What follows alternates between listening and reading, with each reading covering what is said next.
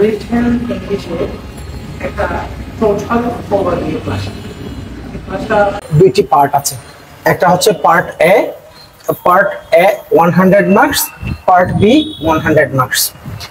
সহজ কথায় পার্ট এ তে একটা প্যাসেজ থাকবে, প্যাসেজ থেকে 100 নম্বর।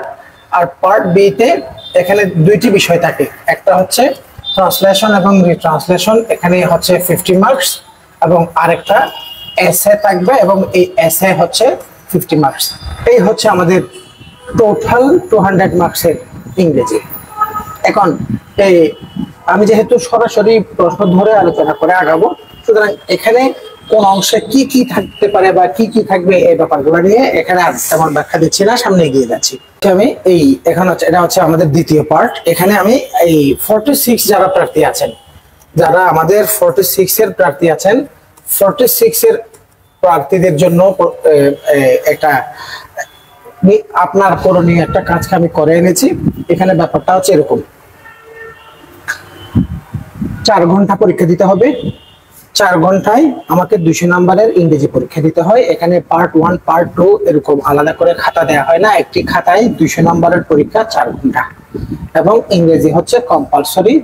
Professional cadre, general cadre, booth cadre, যে ক্যাডারেই পরীক্ষা দেন সবার জন্য ইংরেজি 200 নম্বর কম্পালসরি।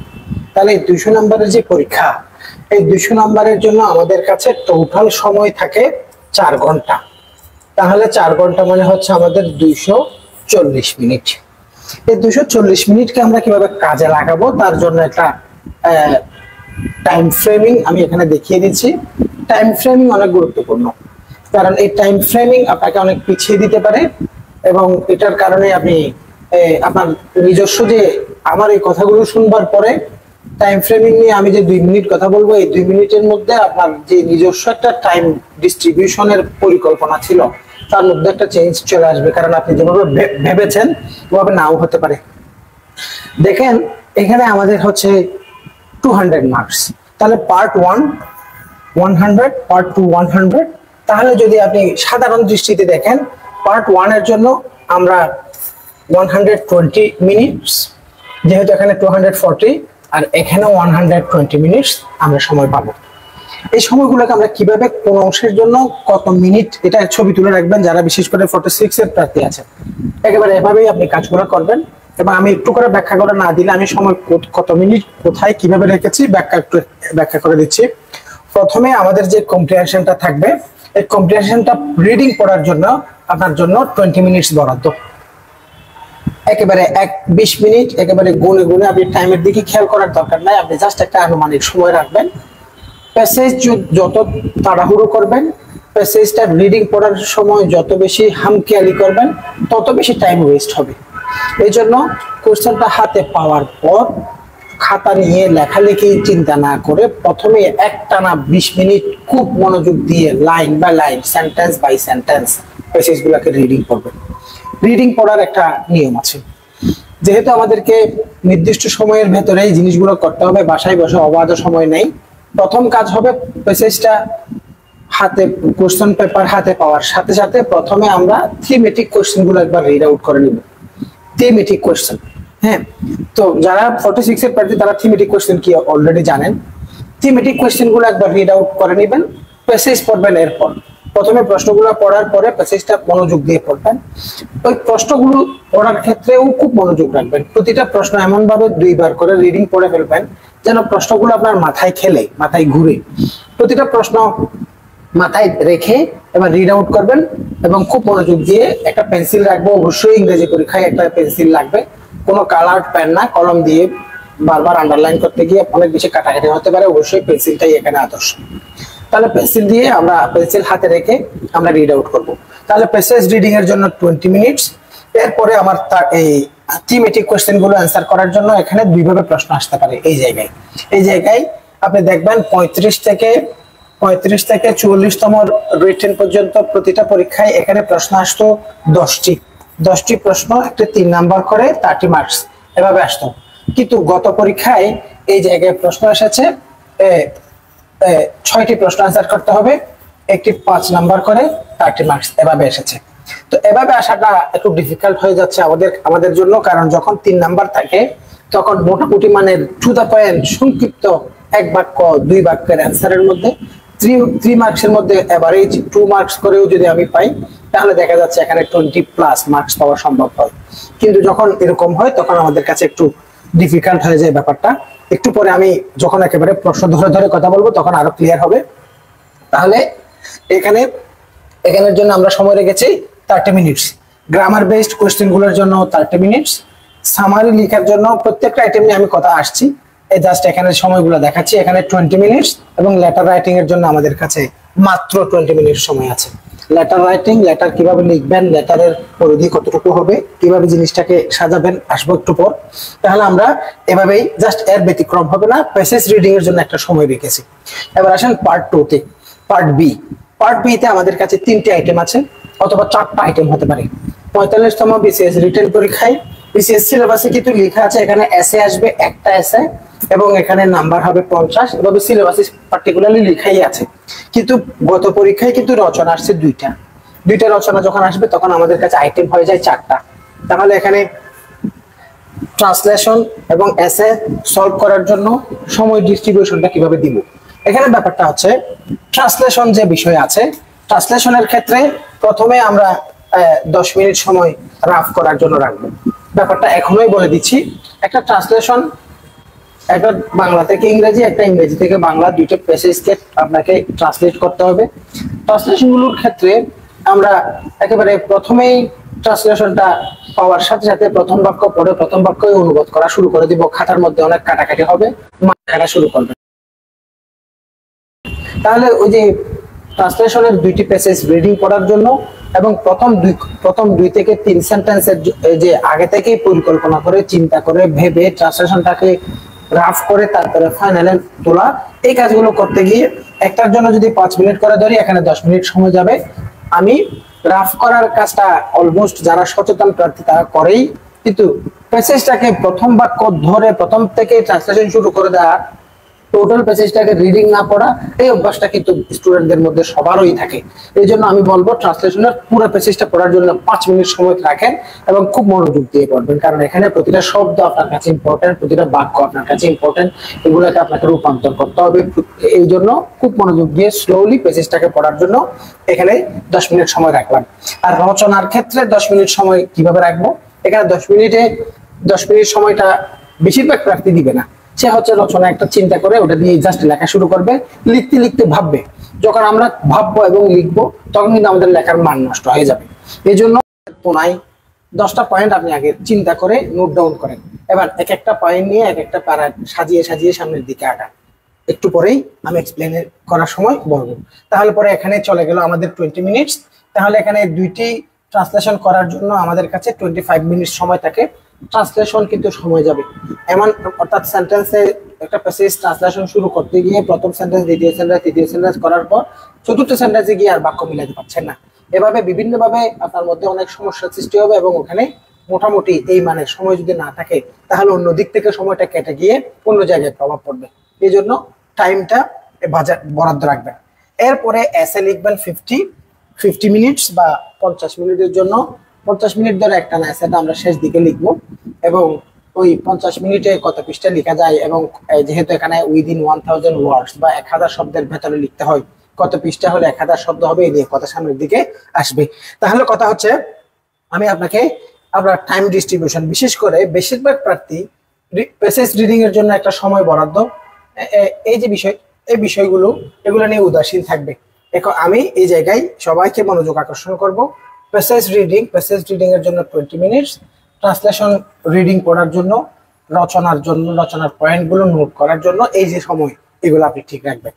এখানে এসে এই জায়গায় সামারি লেখাটা অনেক ছোট, কিন্তু এখানে 20 মিনিটস কেন যাচ্ছে, এখান থেকে যদি কোনো সময় আপনি সেভ করতে পারেন তাহলে এটা এখানে কাজে লাগবে, এইটুকুই।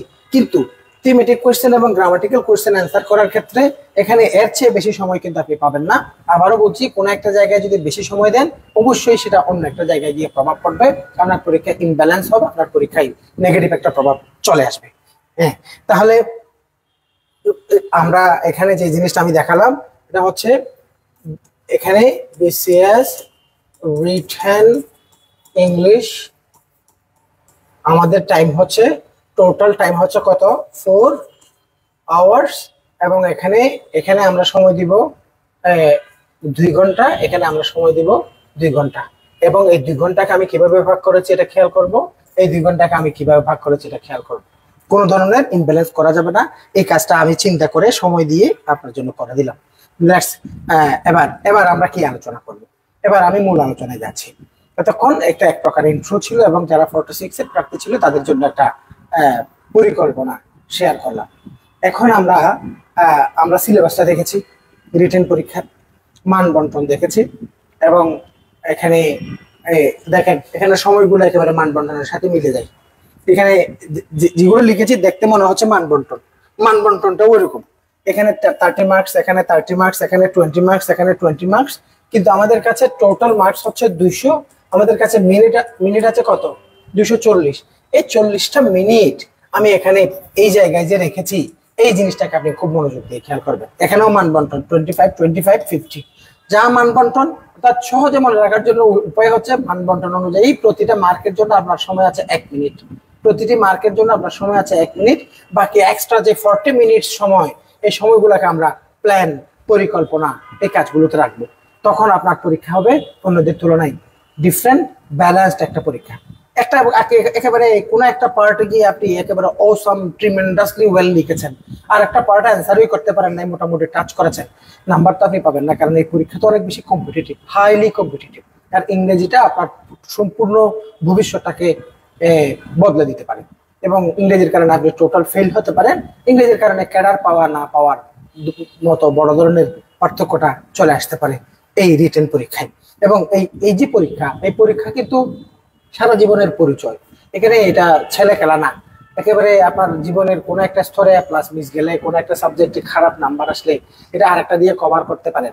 কিন্তু এই ধরনের জায়গাগুলোতে একটুখানি ভুল, একটুখানি কম নাম্বার, পুরো জীবনের পরিচয়ের মধ্যে তারতম্য চলে আসবে। এই জন্য এই ব্যাপারগুলো নিয়ে আমরা ওভার সিরিয়াস থাকবো, এই ব্যাপারগুলোকে আমরা আসলেই গুরুত্ব দেব। তাহলে এবার আমি মূল আলোচনায় যাচ্ছি। আমাদের মূল আলোচনাটার জায়গাটা কোথায়? ওটা হচ্ছে, আমি একটা কাজ করেছি, কাজটা হচ্ছে 45, অর্থাৎ এখন 46 এর প্রার্থীদেরকে সামনে রেখে কথা বলছি। 45 এর প্রশ্নটাকে আমরা আমাদের স্যাম্পল কোয়েশ্চেন হিসাবে সামনে রেখে কোন প্রশ্নের জন্য কিভাবে অ্যান্সার করবেন, পরীক্ষার হলের সময়টাকে কিভাবে কাজে লাগাবেন, উত্তরটা কিভাবে ফরম্যাট করবেন, এই নিয়ে একটি একটি প্রশ্ন ধরে ধরে সামনের দিকে আগাবো আমি। তাহলে 45 এর প্রশ্নটার মতো যদি প্রশ্ন না এসে যদি ভিন্ন কোনো প্রশ্ন আসে, এখানে একটা ব্যাপার আছে। প্রথম ব্যাপার হচ্ছে, আমরা এখানে খেয়াল করেছি 35 থেকে 200 নম্বরের ইংরেজির এই ব্যাপারটা আসছে, অর্থাৎ আগেও 200 নম্বর ছিল। এর আগে কিন্তু ফার্স্ট পেপার, সেকেন্ড পেপার আলাদা টাইমে, আলাদা প্রশ্নে, আলাদা খাতা পরীক্ষা হতো। কিন্তু 35তম থেকে 4 ঘন্টা 200 মার্কসের একসাথে পরীক্ষা হওয়ার ব্যাপারটা ঘটছে। তো 35তম থেকে 45তম পর্যন্ত এখানে যে কয়টা রিটেন পরীক্ষা গেছে, অলমোস্ট সবগুলো পরীক্ষায় কিন্তু এই একটা প্যাটার্নকে বা সিলেবাসে যেভাবে দেয়া আছে ওভাবেই পরীক্ষাগুলো হয়েছে। এখানে বলা যায় 46-এ যারা পরীক্ষা দিতে যাচ্ছেন, আপনার জন্য কোনো সিলেবাসে পরিবর্তন আসে নাই, শুধুমাত্র সাধারণ জ্ঞান বা বাংলাদেশ অংশে কিছুটা স্লাইড একটা চেঞ্জ আনা হয়েছে।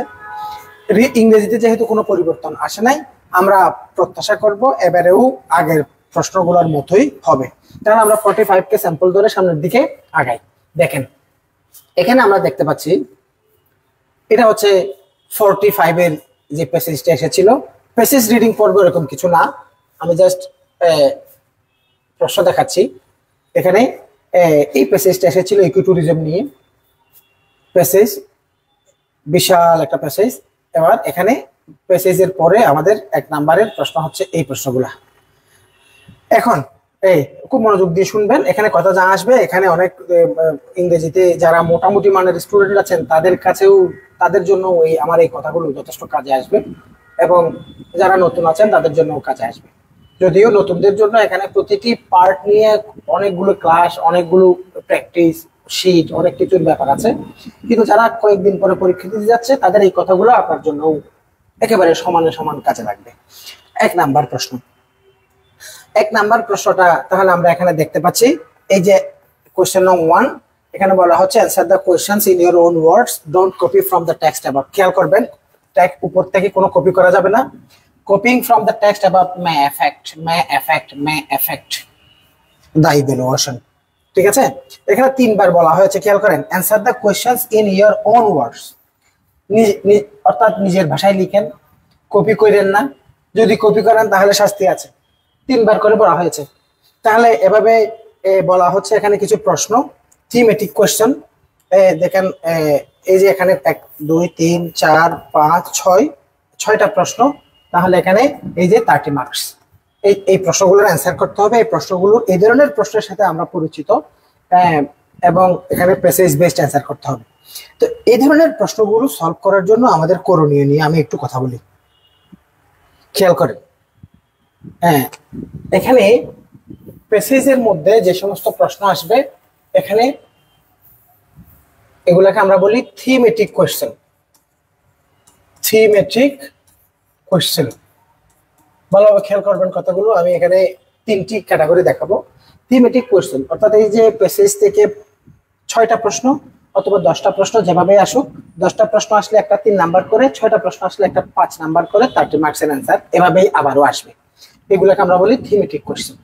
তো এই কোয়েশ্চেনগুলোতে আপনি দেখবেন এখানে 3 ক্যাটাগরির প্রশ্ন বেশিরভাগ ক্ষেত্রে আসে। এখানে প্রায় 5-6 ক্যাটাগরির প্রশ্ন আছে, কিন্তু বিশেষ পরীক্ষায় যাবৎকালে আমরা অলমোস্ট 3 ক্যাটাগরির প্রশ্নকে আমরা লক্ষ্য করেছি। এখানে একটা কোয়েশ্চেন হচ্ছে মেইন আইডিয়া কোয়েশ্চেন, আরেকটা কোয়েশ্চেন হচ্ছে ফ্যাকচুয়াল কোয়েশ্চেন, আরেকটা কোয়েশ্চেন হচ্ছে ইনফারেন্স কোয়েশ্চেন। এই 3 জাতের প্রশ্ন আসতে পারে। তাহলে এখানে ভোকাবুলারি বেসড কোয়েশ্চেন বা এই জিনিসগুলো কিন্তু এই জায়গায় থিমেটিকের মধ্যে আসে না, কারণ ভোকাবুলারির জন্য গ্রামার পার্টে আলাদা করে প্রশ্ন আছে। এই জন্য থিমেটিক যে বিসিএস রিটেন যাবৎকালে 35 থেকে 45 যে কয়টা রিটেন পরীক্ষা গেছে, প্রত্যেকটাতেই এই 3টি ক্যাটাগরির ভেতরে আবদ্ধ ছিল। আমি আপনাকে কম সময়ে সংক্ষেপে 2-1টা কথা বলি। কোন ধরনের প্রশ্ন কিভাবে চিনবেন, প্রশ্নগুলো দেখে এই প্রশ্নটা মেইন আইডিয়া, ফ্যাকচুয়াল নাকি ইনফারেন্স কিভাবে চিনবেন তার জন্য কিছু লক্ষণ, এবং কোন ধরনের প্রশ্ন কিভাবে সমাধান করবেন তার কৌশল নিয়ে একটু কথা বলি। প্রথমে আসেন মেইন আইডিয়া। এটা প্রতি বছর আসবে, এবারেও আসছে। এবারে থিমেটিকের ভেতরে না এসে আলাদা করে আসছে এবং এটার গুরুত্ব আরো বাড়ছে। মেইন আইডিয়া এটা আসবেই, মানে এই প্রশ্নটা যে আসবে তার গ্যারান্টি 100%, মানে না আসার কোনো সুযোগ নেই। অবশ্যই আপনাকে মেইন আইডিয়া লিখতে হবে। তো মেইন আইডিয়া কোশ্চেনটা কি জিনিস? মেইন আইডিয়া কোশ্চেনটা হচ্ছে আসলে শিরোনাম লিখতে পারবে। তো প্যাসেজ যেটা দেয়া থাকবে ওটার কোনো শিরোনাম দেয়া থাকবে না। তো আপনাকে বলবে উপরে গিভেন প্যাসেজের জন্য একটা উপযুক্ত টাইটেল লিখো। তো কিভাবে চিনবেন? প্রশ্ন থাকলে আপনি বুঝবেন, কারণ শিরোনাম লিখতে বলবে এই প্রশ্ন আপনি না বোঝার কথা না। ওখানে এই যে বলতে পারে টাইটেল শব্দটা থাকতে পারে, অথবা টপিক শব্দটা থাকতে পারে, ওখানে আইডিয়া শব্দটা থাকতে পারে, ওখানে সাবজেক্ট শব্দ থাকতে পারে। অর্থাৎ এখান থেকে কোনো শব্দ থাকলে আপনি বুঝবেন এটা মেইন আইডিয়া কোশ্চেন। কিভাবে? Write an appropriate title for the above passage. What is the main topic? What is the main topic? What is the main topic of the above passage? What is the main idea of the above passage? What is the main subject of the above text? Whatever. এভাবে যদি প্রশ্ন করে তাহলে বুঝবে এটা কোশ্চেনটা কি, main area question. তো এখন কথা হচ্ছে মেইন এরিয়া কোশ্চেনকে সমাধান কিভাবে করবেন। এই ধরনের প্রশ্নের সমাধানের জন্য একটা কথা জেনে রাখবেন, মেইন আইডিয়া জিনিসটা, যে প্যাসেজটা দেয়া হয়েছে এটা একটা আর্টিকেল, এটা একটা লেখা। এই লেখনীটা যিনি লিখেছেন, লেখক তার মেইন আইডিয়াকে দুইভাবে এক্সপ্লেইন করতে পারে। হয়তো ইমপ্লিসিটলি এক্সপ্লেইন করতে পারে অথবা এক্সপ্লিসিটলি বলতে পারে। ইমপ্লিসিট মানে হচ্ছে ঘুরিয়ে ফিরিয়ে বলা, এক্সপ্লিসিট মানে হচ্ছে প্রত্যক্ষভাবে সরাসরি ডিরেক্ট বলা। যদি কোনো মোস্ট অফ দ্য টাইম এখানে এক্সপ্লিসিট থাকবে, কারণ এক্সপ্লিসিট মানেই আপনি সহজে পাবেন।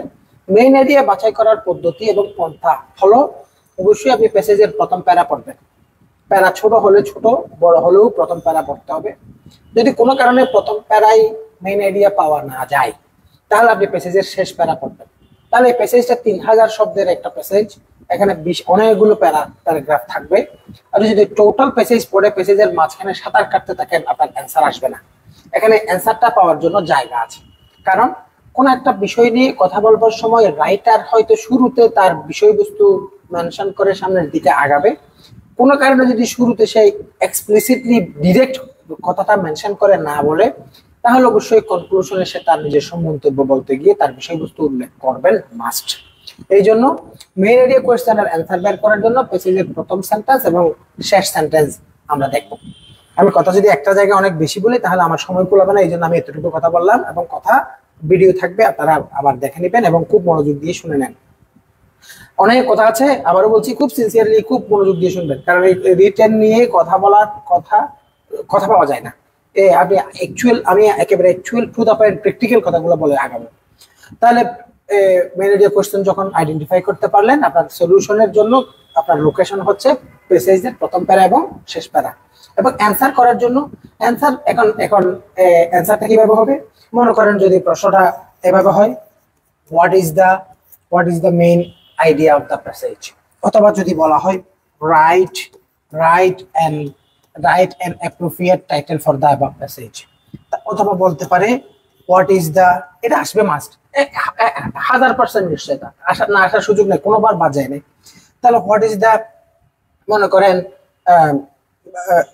একেবারে সরাসরি এভাবে ওই main idea of the passage এভাবে যদি প্রশ্ন হয়, তাহলে আপনি অ্যান্সারটা করার সময় এখানে একটা ভুল, সাধারণত আমি যেহেতু মনে করেন আমাদের যারা বিসিএস রিটেন প্রার্থী আছে প্রতিবারে অনেকগুলো অন্তত খাতাগুলো দেখার সুযোগ তো হয়, এবং প্রচুর প্র্যাকটিক্যাল খাতা দেখেছি, স্টুডেন্টরা এই জায়গায় একটা ভুল করে। ওটা হচ্ছে, দেখেন, মনে করেন উত্তরটা লিখেছে the main idea of the passage is, inverted comma দিয়ে এভাবে লিখলো। এভাবে আপনি লিখবেন না, বিশেষ করে এখানে উল্লেখযোগ্য ব্যাপার হচ্ছে এখানে ইজ দিয়ে লিখবেন না, আপনি লিখবেন ইজ শব্দের পরিবর্তে আপনি লিখবেন ক্যান বি, আপনি লিখবেন মে বি, অথবা আপনি লিখতে পারেন শুড বি। তাহলে এই যে কথার স্টার্টিংটা ঠিকঠাক আছে, এবং অবশ্যই মেইন আইডিয়াটা লেখার সময় ইনভার্টেড কমা দেওয়া, ইনভার্টেড কমায় আবদ্ধ রাখা, এই ব্যাপারগুলো কিন্তু অ্যান্সারের পার্ট। এগুলো না দিয়ে আপনি এমনিতে গতানুগতিক ভাবে লিখে দিলেন, মানে এক্সামিনার রাগ করে নাম্বার 0 দিতে পারে। এই ব্যাপারগুলো ম্যাটার করে, this are the part of year answer.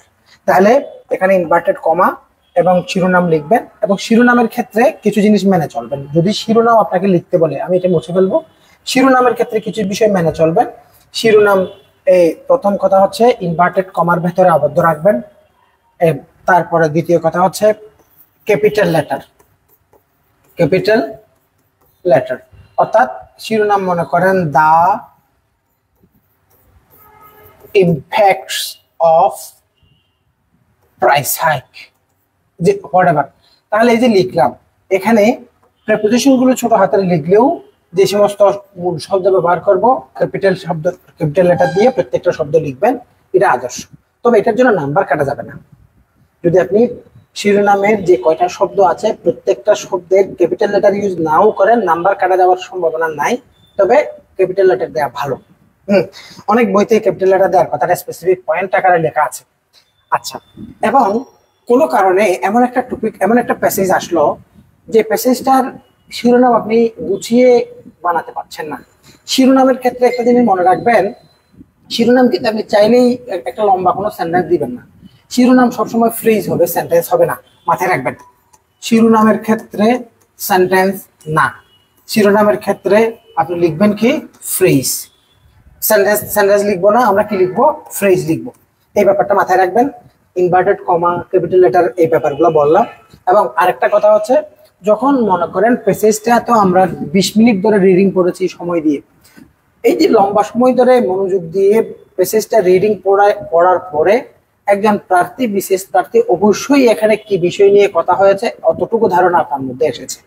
এখন ধরুন আপনি প্যাসেজের প্রথম প্যারা পড়েছেন, প্যাসেজের শেষ প্যারা পড়েছেন, ওখান থেকে দেখে কোনো একটা কিছু লিখে দিবেন এমন তো ঘটনা করবেন না। আপনি প্যাসেজের প্রথম প্যারা এবং শেষ প্যারা, আমি জাস্ট এটা হচ্ছে প্রথমবার পড়ার পরে যদি তাৎক্ষণিকভাবে প্যাসেজের শিরোনাম মাথায় না আসে তখন পড়ার কথা বলছি। যদি প্যাসেজটা যে রিড আউট করেছেন, রিডিং করেছেন, যদি আপনার মাথায় আগে থেকেই খুব ক্লিয়ারলি ব্যাপারটা চলে আসে, তাহলে আপনি শিরোনাম পেয়ে যাবেন। হ্যাঁ, তাহলে আপনি শিরোনাম নিজে থেকেই সৃষ্টি করে ফেলবেন। মনে করেন আপনি ধরেন শিরোনাম আসছে না, তখন প্যাসেজ যে এতক্ষণ পড়েছেন এই আপনার পঠিত বিষয়গুলোর উপরে নিজেকে নিজে চোখ বন্ধ করে প্যাসেজের দিকে, কোশ্চেনের দিকে না তাকিয়ে নিজেকে নিজে একবার প্রশ্ন করেন তো, হোম আর what about the passage is. আপনি প্রশ্ন করবেন কি দিয়ে? Whom or what about the passage is। একবার প্রশ্ন করেন, আপনি উত্তর পেয়ে যাবেন। তাহলে এই উত্তর যেটা পাবেন ওটাই অ্যান্সার। আরো একটা ব্যাপার আছে, এখানে শিরোনামের যে প্রশ্ন আলাদা করে আসবে, আবার আপনার প্যাসেজের জন্য এই যে প্যাসেজের ক্ষেত্রে এখানে একটা লেটার টু দ্য এডিটর আসবে। লেটার টু দ্য এডিটর দুই ভাবে আসে। হয়তো বলা হবে পত্রিকার সম্পাদক বরাবর একটা ওই বিষয়ের উপরে একটা লিখো, ওখানে একটা বিষয়বস্তু লেখা থাকে। ও পত্রিকার সম্পাদক বরাবর যে আর্টিকেলটা লিখতে বলে, ওখানে ইনভার্টেড কমা দিয়ে অথবা ক্যাপিটাল লেটার দিয়ে অথবা আন্ডারলাইন দিয়ে আগে থেকেই একটা টপিক মেনশন করা থাকে, হ্যাঁ শিরোনাম দেয়া থাকে, ওখান থেকে আপনি ধার নিতে পারেন। তাও যদি আপনার শিরোনামের ক্ষেত্রে সমস্যা হয়, যখন দেখবেন কোনো কিছুর কারণ বোঝাচ্ছে, তাহলে আপনি লিখবেন কজেস অফ ড্যাশ। মনে করেন কোনো কিছুর সংজ্ঞা, কোনো কিছু নিয়ে সংজ্ঞা বা বিরক্তি, তাহলে আপনি লিখবেন ডেফিনেশন অফ অমুক। ধরেন কোনো কিছুর প্রভাব নিয়ে আলোচনা হয়েছে, তাহলে আপনি লিখলেন কি ইম্প্যাক্টস অফ ড্যাশ। অর্থাৎ এভাবে আপনি খুব সহজে একটা শিরোনাম সৃষ্টি করতে পারেন। এটা যেহেতু অবশ্যই আসবে, এই জন্য শিরোনাম নিয়ে অনেক কথা বললাম। একটা পয়েন্টে আমি আর বললাম না, এতটুকু থেকেই যারা রিটেন প্রার্থী মোটামুটি প্রস্তুতি নিয়েছেন, তারা এতটুকু থেকেই আশা করি শিরোনাম লেখার জন্য একটা নির্দেশনা পেয়েছেন। এরপরে আসেন দ্বিতীয় নাম্বার হচ্ছে ফ্যাকচুয়াল কোয়েশ্চেন্স। তাহলে ফ্যাকচুয়াল কোয়েশ্চেন্স গুলো কিভাবে অ্যান্সার করবেন? ফ্যাকচুয়াল কোয়েশ্চেনই আসবে মূলত, অর্থাৎ একটা মেইন এরিয়া কোয়েশ্চেন আসলে বাকি সবগুলো কোয়েশ্চেনে অলমোস্ট ফ্যাকচুয়াল হয়। কিভাবে চিনবেন কোয়েশ্চেনগুলো ফ্যাকচুয়াল? কোয়েশ্চেনগুলোতে আপনি দেখবেন এই WH ওয়ার্ড থাকবে। আমি জাস্ট সবগুলো শব্দ না লিখে জাস্ট লিখলাম কি WH ওয়ার্ডস, অর্থাৎ এখানে হু অথবা হোয়াট, when, where, how এই সমস্ত শব্দ দিয়ে প্রশ্ন করবে। এক। দ্বিতীয় নম্বর হচ্ছে, মনে করেন প্রশ্ন সরাসরি এভাবে দ্য প্যাসেজ স্টেটস দ্যাট, এভাবে দিয়ে শূন্যস্থান দিতে পারে। এত সহজ প্রশ্ন আসে না, প্রশ্ন সাধারণত WH ওয়ার্ড দিয়ে হয়। তাহলে যখন আপনি দেখবেন কোন একটা WH ওয়ার্ড দিয়ে হচ্ছে, অথবা কোন একটা শূন্যস্থান দিয়ে ইজ দিয়ে প্রশ্ন করা হচ্ছে, হ্যাঁ, অথবা এদিকে শূন্যস্থান শুরুতে না দিয়ে শেষে শূন্যস্থান দিয়ে যদি বলে the passage, the writer states that, এভাবে যদি প্রশ্ন করে আপনি বুঝবেন প্রশ্নটা ফ্যাকচুয়াল কোয়েশ্চেন। ফ্যাকচুয়াল কোয়েশ্চেনগুলো কিভাবে হয় এটা একটু দেখাই। দেখেন এখানে এই যে 45-এর প্রশ্নটা আমাদের সামনে আছে, এখানে আপনি দেখেন এখানে what are the, on what initiatives, আবার আছে ডিফাইন, আবার আছে হাউ, আবার আছে হোয়াট। তার মানে এখানে যে সকল প্রশ্ন আসছে সবগুলো কোশ্চেনই আসলে কি কোশ্চেন? Factual question.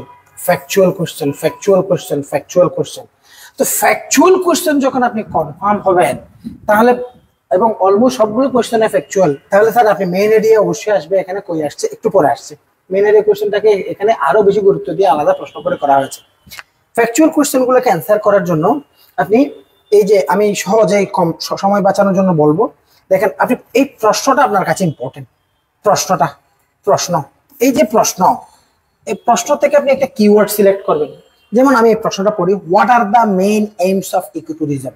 তাহলে দেখেন মেইন এইমস, এটাকে আমি কিওয়ার্ড সিলেক্ট করলাম। তাহলে প্রশ্ন থেকে আমরা কি সিলেক্ট করব? কিওয়ার্ড।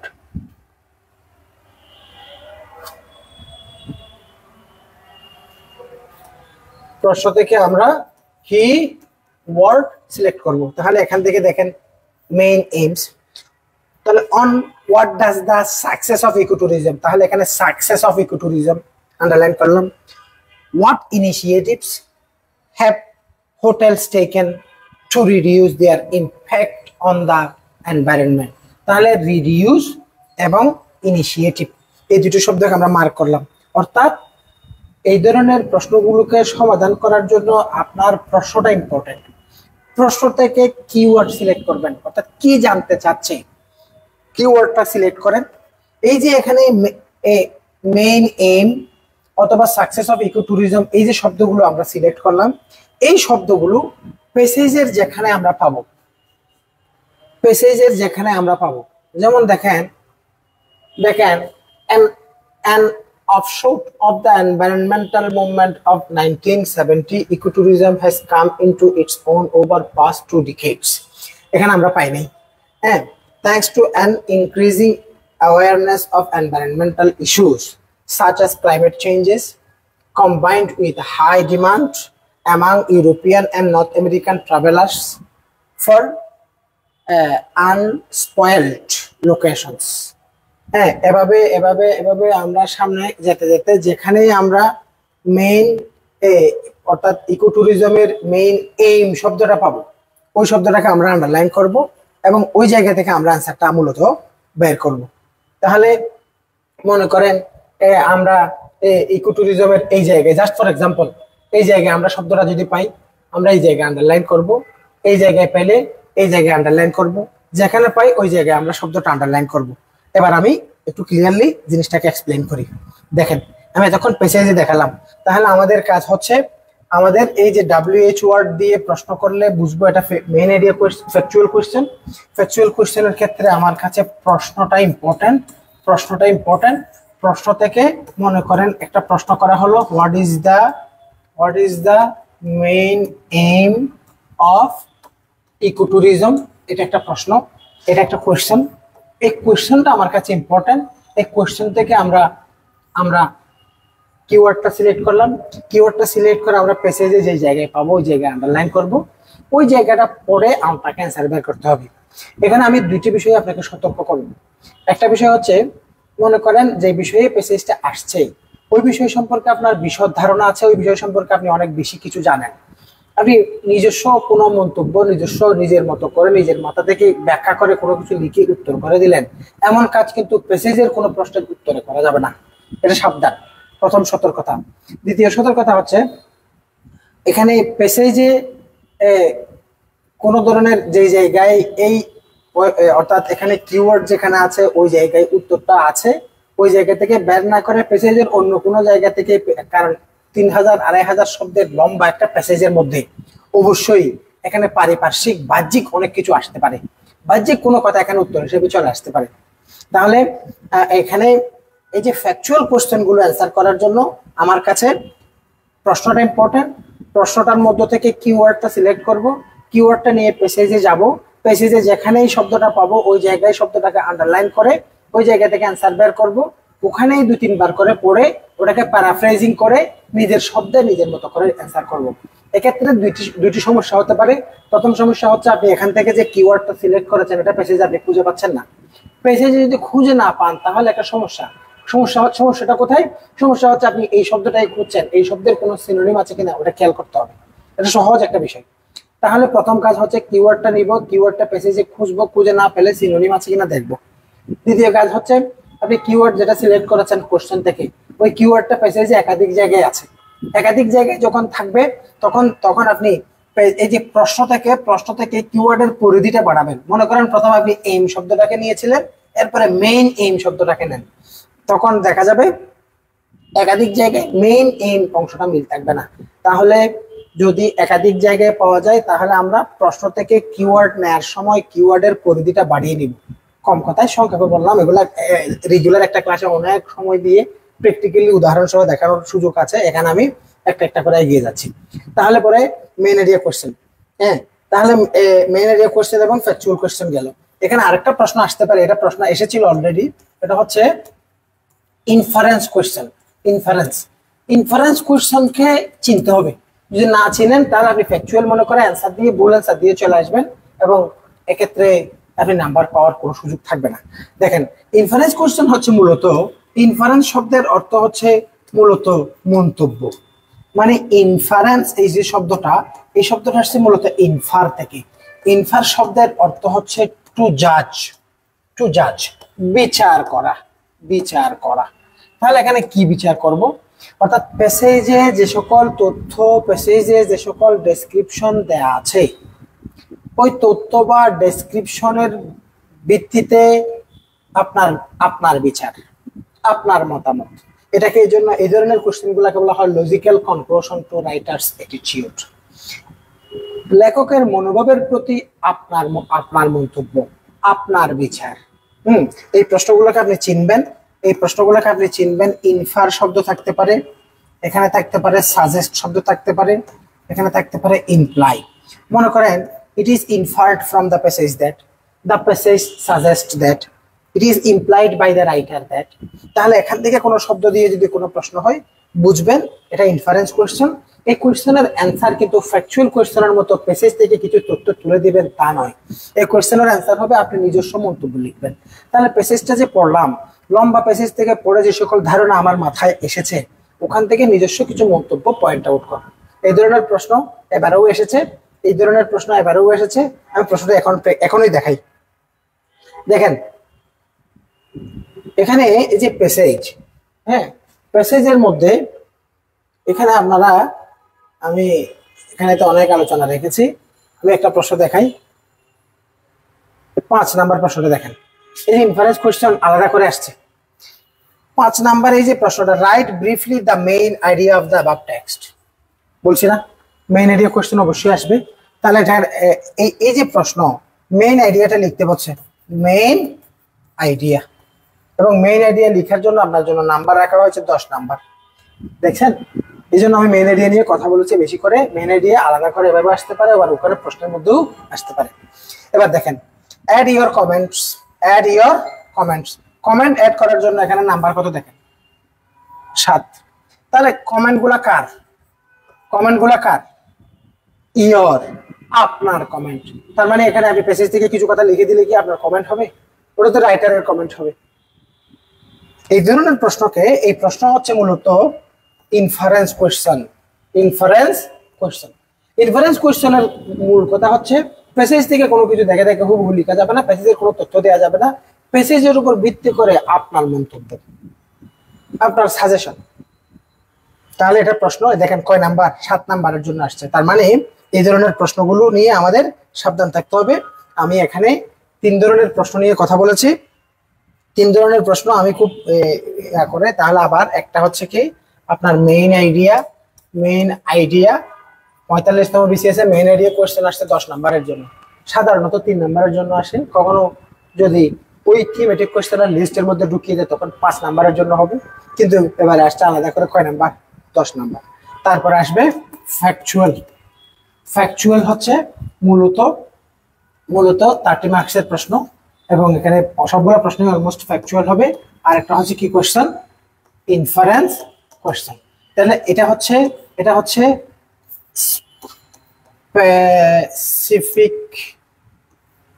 specific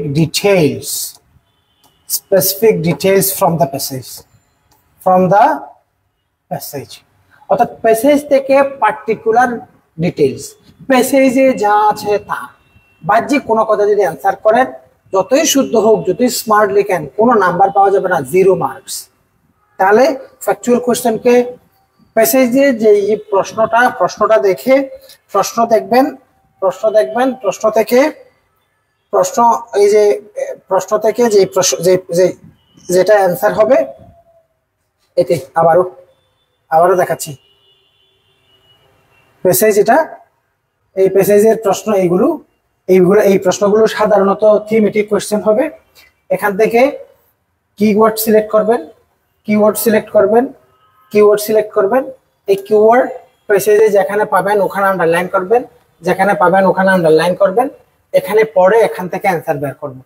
এর বাইরে অন্য কোনো মেথড হবে না। তাহলে এখন কথা হচ্ছে, এই যে প্রশ্নটাতে লেখা আছে, নিজের ভাষায় লিখো। প্রশ্নটাতে বলা আছে, আপনারা মাইক্রোফোন অন করে এত চিল্লাইলে আমার কান ফেটে যাচ্ছে, মাইক্রোফোন অফ করেন। আরে পাবলিক,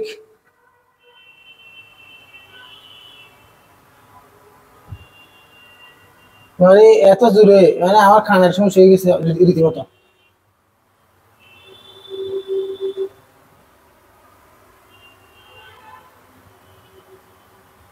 হ্যাঁ, তাহলে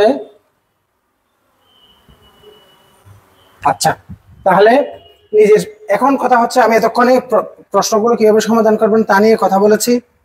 আমি বলেছি প্রশ্নগুলোর টাইপ নিয়ে, প্রশ্নগুলো চেনার উপায় নিয়ে, এবং এখানে কিন্তু বলা আছে নিজের ভাষায় লিখো, কপি কইরো না, যদি কপি করো তোমার শাস্তি আছে, ক্লিয়ার করে এভাবে বলা আছে।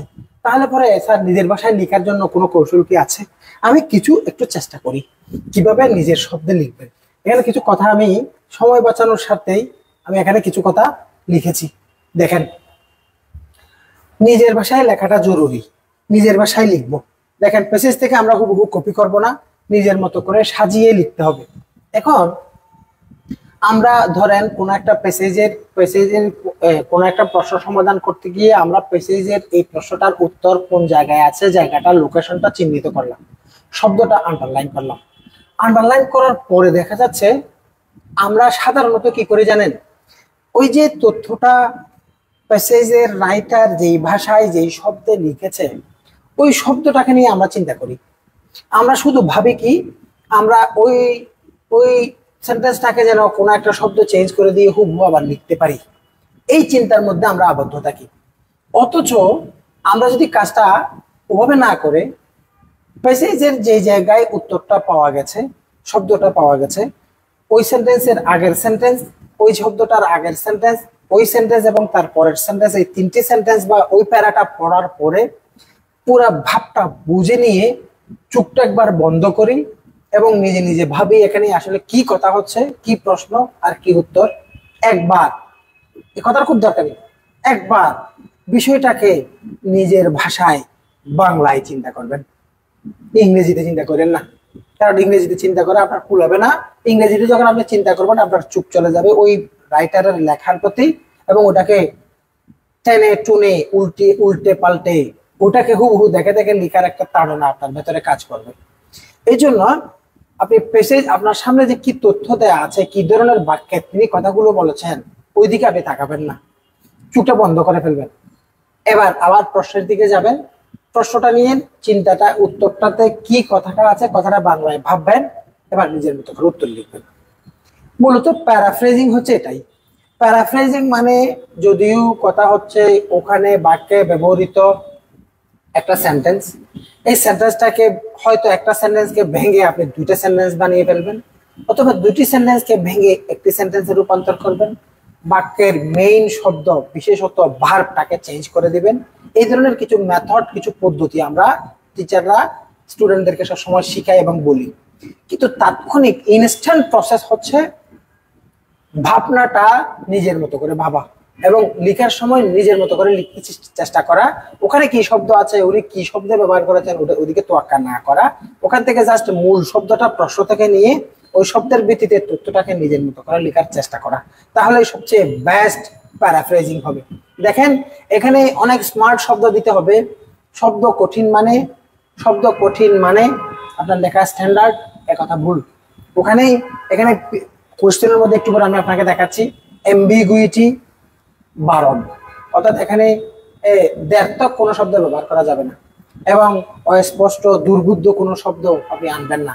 আপনি সবসময় সিম্পল, ইজি, আন্ডারস্ট্যান্ডেবল শব্দ লিখবেন। এটা একেবারে বিসিএস এর প্রশ্নে লেখা থাকে। তাহলে পরে আপনি কেন এত কঠিন শব্দের দিকে যাচ্ছেন? আপনি যা জানেন একেবারে সাধারণ এমিজার ওয়াজয়ার দিয়ে আপনি আপনার কাম সেরে ফেলতে পারবেন। যত সহজ লিখবেন তত এক্সামিনার ইমপ্রেসড হবে, নিজের মতো করে লিখেছেন, বুঝে লিখেছেন। তাহলে প্যারাফ্রেজিং হচ্ছে মূলত ওই যে ভার্ব চেঞ্জ করার যে প্রসেস বা এগুলোতে এখানে কিছু কথা খেয়াল করেন তো, হ্যাঁ, আমরা যেটা করি স্টিক টু দ্য টেক্সট, অর্থাৎ প্যাসেজের যে জায়গায় আন্ডারলাইন করেছি ওই জায়গাটার মধ্যে আমরা লেগে থাকি। আমরা সবসময় চেষ্টা করি ওখান থেকে কথাটা লিখে দিব, ওখান থেকে লিখে দিব, ওখানে কি বলা আছে আমরা সবসময় ওখানে টেক্সটের সাথে লেগে থাকি। ওখানে লেগে থাকবো না, আমরা ওখান থেকে আইসোলেট হয়ে যাব। আমরা চুপটের দৃষ্টিকে ফিরিয়ে নিব, আমরা জাস্ট মর্মটা বুঝে চিন্তাটা আলাদা করবো, এই কথা। তারপরে হচ্ছে এখানে সময়ের মধ্যে কাজ করতে হবে। আমি একটা মেথড নিয়ে যেটা বলছিলাম ওটা দেখাচ্ছি। দেখেন, প্যারাফ্রেজিং করার একটা মেথড। প্যারাফ্রেজিং আসলে আমরা কিভাবে করি দেখেন, আগে এই যে কথাটা বললাম পড়ো এবং আগে মূল কথাটা বুঝে নাও, এবং যতক্ষণ বুঝো নাই ততক্ষণ পড়ো, 2 বার 3 বার 4 বার পড়ো।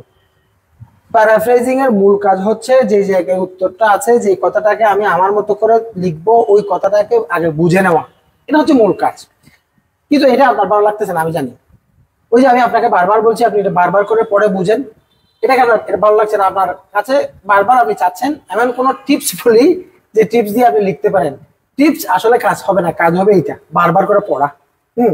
তাহলে এবার এবার আমি আপনাকে কি বলছি, আপনি ওই টেক্সটের দিকে, ওই লাইনের দিকে, ওই বাক্যের দিকে তাকিয়ে থাকবেন না, ওখানে আবদ্ধ থাকবেন না, চুপটা ফিরিয়ে নেন, লুক আওয়ে, দূরে তাকান, ব্যাপারটাকে নিজের মতো করে ভাবেন।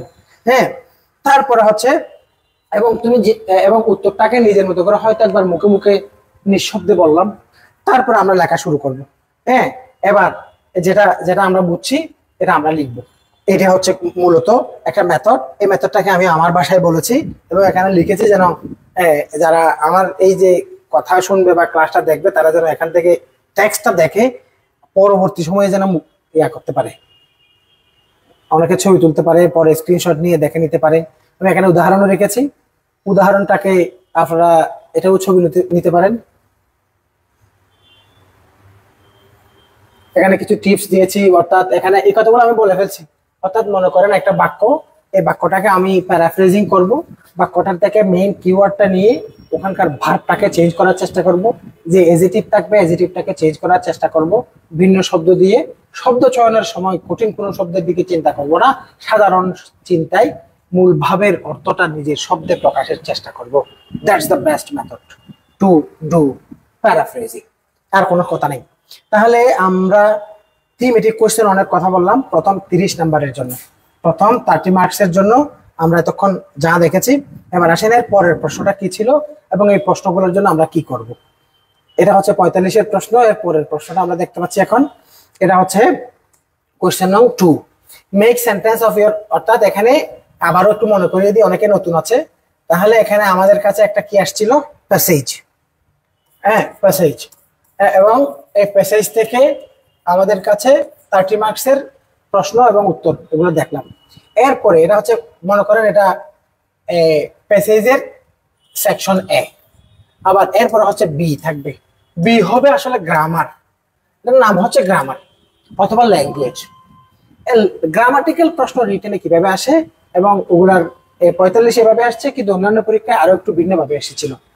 এখানে আপনি দেখেন সেন্টেন্স তৈরি করতে বলা হয়েছে এবং বলা হচ্ছে দেখেন যেভাবে নির্দেশনা আছে, কপি করা যাবে না। দেখেন কপিং, কপিং, ভেগনেস,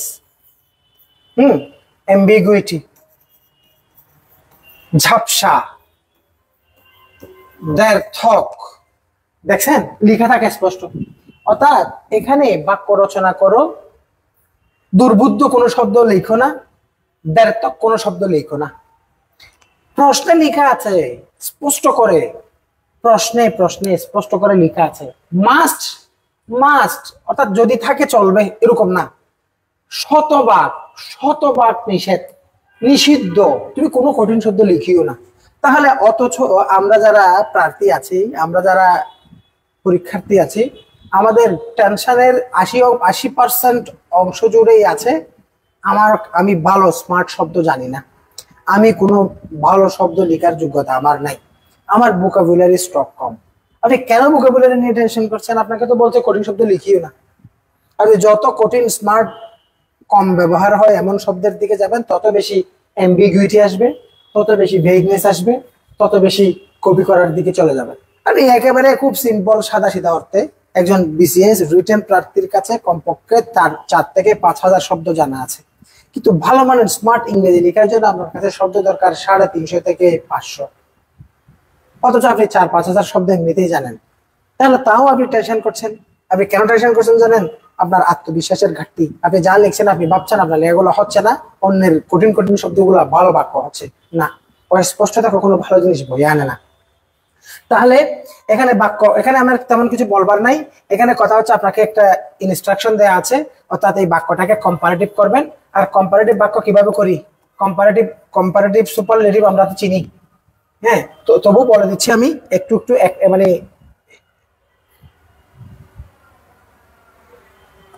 তাহলে কম্পারেটিভ, কম্পারেটিভ সেন্টেন্স তৈরি করার জন্য আমরা কি করব? দেন ব্যবহার করব। হ্যাঁ, অবশ্যই এখানে ধরেন মোর আছে, লেস আছে, এই দুইটা শব্দ ব্যবহার করবেন আর দেন ব্যবহার করবেন। কম্পারেটিভ ফরম্যাট এই জিনিসটা মাথায় রেখে আমরা বাক্য তৈরি করব। কমপ্লেক্স, কমপ্লেক্স, তাহলে কমপ্লেক্স সেন্টেন্স আমরা কিভাবে তৈরি করব? তাহলে কমপ্লেক্স সেন্টেন্স আমরা চিনি। কমপ্লেক্স সেন্টেন্স হচ্ছে আমরা সাবঅর্ডিনেট কনজাংশন গুলো দিয়ে আমরা কমপ্লেক্স সেন্টেন্স তৈরি করব। কনজাংশনের জায়গাটা রিটেন পরীক্ষায় যথেষ্ট গুরুত্বপূর্ণ। এখানে একটু পরে আবারও আসবে কনজাংশনের ব্যবহার। তাহলে এখানে কমপ্লেক্স সেন্টেন্সের ক্ষেত্রে আমরা মনে করেন কোন একটা WH ওয়ার্ড দিয়ে লিখতে পারেন, দ্যাট দিয়ে লিখতে পারেন, বিকজ, সিন্স, আনলেস, এই টাইপের যেগুলো সাবঅর্ডিনেট কনজাংশন আছে এখান থেকে কোনো কনজাংশন দিয়ে আমরা বাক্য তৈরি করব। হ্যাঁ, একটু পরে যেহেতু এগুলো নিয়ে আলোচনা আসবে আমি এই জন্য এখানে বললাম না। তারপরে হচ্ছে ইম্পারেটিভ। তাহলে আমরা বাক্যের ফরমেশন দেখেন সব ধরনের ক্লাস থেকে একটা একটা আসছে। কম্পাউন্ড সেন্টেন্স, তাহলে কম্পাউন্ড সেন্টেন্সের ক্ষেত্রে আমরা তো চিনি এই যে শব্দগুলো চিনেন না, ফ্যান, বয়েস, এফ থেকে ফর, একটু পরে আসবে, এ থেকে এন্ড, এভাবে এস থেকে সো। এই যে কোঅর্ডিনেট কনজাংশন গুলো আছে এগুলো দিয়ে আমরা কম্পাউন্ড সেন্টেন্স বানাই, বাকি কনজাংশন গুলো দিয়ে আমরা কমপ্লেক্স সেন্টেন্স বানাই। আর ইম্পারেটিভ সেন্টেন্স সাধারণত ইউ উজ্জু রেখে ভার্ব দিয়ে শুরু করে বাক্য তৈরি করে। নেগেটিভ সেন্টেন্স অর্থাৎ এখানে দেখেন কমিটেড শব্দ দিয়ে নেগেটিভ সেন্টেন্স করতে বলা হয়েছে, অর্থাৎ এখানে একটা নট ব্যবহার করে আমরা বাক্য ইজিলি করতে পারি। সিম্পল, আবারও সিম্পল, নেগেটিভ, ইন্টারোগেটিভ, আবার কম্পারেটিভ। তাহলে কম্পারেটিভ, কম্পারেটিভ এভাবে বাক্য তৈরি করতে বলা হয়েছে। একেবারে টোটাল প্রশ্নের মধ্যে the easiest portion of total question, সবচেয়ে সহজ অংশটা ছিল। তাহলে অর্থাৎ নাম্বার পাওয়ার জন্য কিছু জায়গাতে দিতে হবে আপনাকে। এবার আসেন এরপরের কোশ্চেনটা। এরপরের কোশ্চেনটা আপনি দেখেন, এখানে এটা দেখতে সহজ কিন্তু এটা একটু কঠিন আছে। এটা হচ্ছে combine each group of sentence. যদি এভাবে প্রশ্ন আসে কি করবেন, এই কথা বলার জন্যই আমি মূলত প্রশ্নভিত্তিক আলোচনা করে আগাচ্ছি। Combine each group of sentence into a simple, compound or complex sentence as the context demands. As the context demands. Context demands. Context মানে হচ্ছে প্রেক্ষিত, কনটেক্সট মানে হচ্ছে পূর্বাপর, কনটেক্সট মানে হচ্ছে পরিস্থিতি, কনটেক্সট মানে হচ্ছে অবস্থা। বুঝতে পারছি? তাহলে বলা হচ্ছে পরিস্থিতির চাহিদা অনুযায়ী পূর্বাপর বাক্যের কথার আগ পর অনুযায়ী যেমনটা চাই বাক্যের চাহিদা অনুযায়ী তুমি বাক্যটাকে রূপান্তর করো। তাহলে তোমাকে ডাইরেক্ট বলে দেয় নাই এই যে প্রথম এখানে দুইটি সেন্টেন্স, একটা এ একটা বি, এটাকে তুমি কমপ্লেক্স করো, এটাকে তুমি কম্পাউন্ড করো, বলে নাই। সমস্যাটা এখানেই। যদি এই প্রশ্ন পরীক্ষায় আসে তাহলে আপনার কাজ হবে এখানে একটু সময় দেওয়া, বাক্যটাকে পড়ে দেখা, বাক্যটা কি ডিমান্ড করছে। হ্যাঁ, ডিমান্ড করছে, তাহলে ডিমান্ড অনুযায়ী মনে করেন এখানে এই যে এটা দেখেন, আমি একটু দেখাই। Ecotourism can be achieved only if steps are taken in the right direction. তাহলে এখানে একটু শর্ত আছে। In 1993, British Airways led the way as the first airline to implement a systematic environmental policy. তাহলে দেখা যাচ্ছে এখানে উপরেরটা একটা কারণ, পরেরটা একটা ফলাফল, এই টাইপের একটা ব্যাপার আমরা দেখতে পাচ্ছি। তাহলে কজ এবং ইফেক্ট প্রকাশ করার জন্য মনে করো আমি এখানে দেখলাম ফর, হ্যাঁ, তারপরে মনে করো এখানে এস, এই টাইপের কনজাংশন গুলো এনে আমরা এই দুইটি এই যে জায়গাটা আছে এই জায়গায় জাস্ট একটা এস কনজাংশন বসালাম এবং বাকি কথাগুলো জাস্ট দেখে দেখে লিখে দিলাম। এতটুকুই কাজ, কিন্তু এতটুকু কাজের জন্য জাস্ট এই একটা শব্দ লেখার জন্য তোমার নাম্বার হচ্ছে কত? 5। এই জন্য এখানে কনজাংশনের ব্যবহারের দিকে আমাদের একটু মনোযোগ দিতে হবে। এবং আমি যারা 46 এর প্রার্থী আছে সবাইকে বলবো তুমি কোঅর্ডিনেট এবং সাবঅর্ডিনেট কনজাংশন গুলোর প্রত্যেকটা শব্দের শাব্দিক অর্থ ব্যবহারটা একবার চোখ বুলিয়ে যাবে। 10 থেকে 15 মিনিট যাবে। এই 15 মিনিট কিন্তু তোমাকে এদিকে সহজে নাম্বারটা অর্জন করতে সহযোগিতা করবে। তো প্রথমে দেখতে এমনিতে পড়ে এই প্রশ্ন সমাধান করতে না পারার পেছনে বড় কারণ কি জানো? যারাই এই প্রশ্ন পড়ে, মানে পরীক্ষার হলে যারা পরীক্ষা দিয়েছিল তারা ছাড়া বাসায় বা অন্য কোনো জায়গায় প্রশ্নটা দেখে পড়ে যারা কঠিন মনে করছে, সবার কঠিন মনে করার পেছনে একটা কারণ আমি জানি। কারণটা কি আমি বলবো? কারণটা হচ্ছে মনোযোগ দিয়ে না পড়া, প্রথমবার পড়ার পর দ্বিতীয়বার আর না পড়া। যদি 2বার 3বার আপনি পড়েন, তৃতীয়বারের সময় আপনি ক্লিয়ার বুঝে যাবেন এখানে কি কজ এবং ইফেক্ট আছে, এখানে কি এটা কি এই অর্থাৎ প্রথম কথার পরে দ্বিতীয় কথার মধ্যে একটা ফ্লো আছে, এটাকে আমি কম্পাউন্ড করব, নাকি এটাকে আমি জাস্ট কমা বা ফুল স্টপ রেখে সিম্পল রেখে দিব। তো এই যে ব্যাপারটা, জাস্ট 2-3বার রিডিং পড়াটাই এখানে সবচেয়ে ইজিয়েস্ট কৌশল। তো এখানে এই ধরনের বিষয়টা এই জায়গাটাতে আগে অন্যভাবে প্রশ্ন আসতো, কিরকম? 35-এর প্রশ্ন আপনি দেখবেন 35তম বিসিএস এ প্রশ্ন এসেছিল রান অন সেন্টেন্সেস, অর্থাৎ এখানে কনজাংশনের ব্যবহার সরাসরি।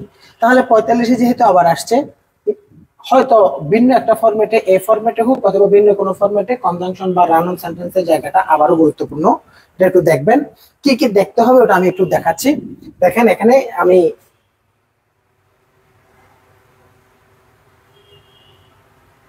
কিছু কথা লিখেছি, কথাগুলো একটু খেয়াল করেন। এই ধরনের বাক্যটাকে এই যে বলেছি, অনেকে এই প্রশ্নটাকে আপনার কঠিন মনে হওয়ার পেছনে বড় কারণ হচ্ছে আপনি জিনিসটাকে 2বার 3বার করে না পড়া। যদি আপনি 2বার 3বার করে পড়ে মূল অর্থটা বুঝতে পারেন, এবং এখানে কি কি জিনিস থাকতে পারে, এখানে থাকতে পারে কারণ, থাকতে পারে ফলাফল, সময়, তুলনা, বৈপরীত্য, আর থাকবে না। যদি এই প্রশ্ন হুবহু আবার আসে, আবারও বলছি, এখানে থাকতে পারে কি কারণ, এখানে থাকতে পারে কি ফলাফল, থাকতে পারে তুলনা, থাকতে পারে বৈপরীত্য। এই বিষয়গুলো ছাড়া সাধারণত সিম্পল ন্যারেটিভ কোনো স্টেটমেন্ট এখানে আপনাকে কম্বাইন করতে দিবে না, যেহেতু কাজটাই কম্বিনেশন। এখন কম্বিনেশনটার মধ্যে সাধারণত যে বিষয়গুলো আসবার মতো আছে তা হচ্ছে কজ, ইফেক্ট, কম্পারিজন, কন্ট্রাস্ট, এই বিষয়গুলো। তো এই বিষয়গুলো কোঅর্ডিনেট কনজাংশন এবং সাবঅর্ডিনেট কনজাংশনের মধ্যে কোন কোন শব্দগুলো কি কি প্রকাশ করে দেখেন। এখানে আমি একটু বলি, আমাদের যে কনজাংশন গুলো আছে, কনজাংশনের ক্ষেত্রে আপনি মাথায় রাখবেন কতগুলো হচ্ছে কোঅর্ডিনেট কনজাংশন, কতগুলো হচ্ছে সাবঅর্ডিনেট কনজাংশন। হ্যাঁ, কোঅর্ডিনেট কনজাংশন মনে করেন এন্ড, তারপরে হচ্ছে অর এবং নর, তারপরে হচ্ছে ফর এবং সো, তারপরে হচ্ছে বাট এবং ইয়েট। এই জিনিসটা একটু খুব সিরিয়াসলি জিনিসটা মাথায় রাখবেন। দেখেন এই যে ব্যাপারটা, এটা হচ্ছে সমার্থক দুটি স্টেটমেন্টকে সংযুক্ত করার জন্য আপনি জাস্ট এন্ড বসাই দিবেন। তো এন্ড এর মতো আপনি দেখবেন অ্যাজ ওয়েল অ্যাজ, এরকম শব্দ হবে। দেখেন এই দুইটার মধ্যে বিকল্প, আর এই দুইটা হচ্ছে মূলত ফলাফল, আর এই দুইটা হচ্ছে মূলত বৈপরীত্য। বিশ্বাস করেন পরীক্ষায় এখান থেকে কোনো একটা কিছুই আসে। আবারও যদি কোনো ইফেক্ট অথবা ফলাফল আসে তাহলে আমরা ফর এবং সো ব্যবহার করব, বৈপরীত্য থাকলে বাট এবং ইয়েট ব্যবহার করব, সিমিলার কোনো কিছু থাকলে এন্ড ব্যবহার করব, অ্যাজ ওয়েল অ্যাজ ব্যবহার করব, আর বিকল্প হলে আমরা অর ব্যবহার করব। হ্যাঁ, এভাবে। কিন্তু সাবঅর্ডিনেট কনজাংশনের ক্ষেত্রে মনে করেন এখানে এই যে এখানে ফলাফল আছে কিন্তু কারণের জন্য, এখানে আপনি দেখবেন মনে করেন বিকজ, হ্যাঁ, মনে করেন সিন্স, মনে করেন অ্যাজ, এই ধরনের বিষয়গুলো খেয়াল রাখবেন। হ্যাঁ, মনে করেন এখানে কতগুলো ফ্রেজও কিন্তু এই যে বাট ইয়েট, হ্যাঁ,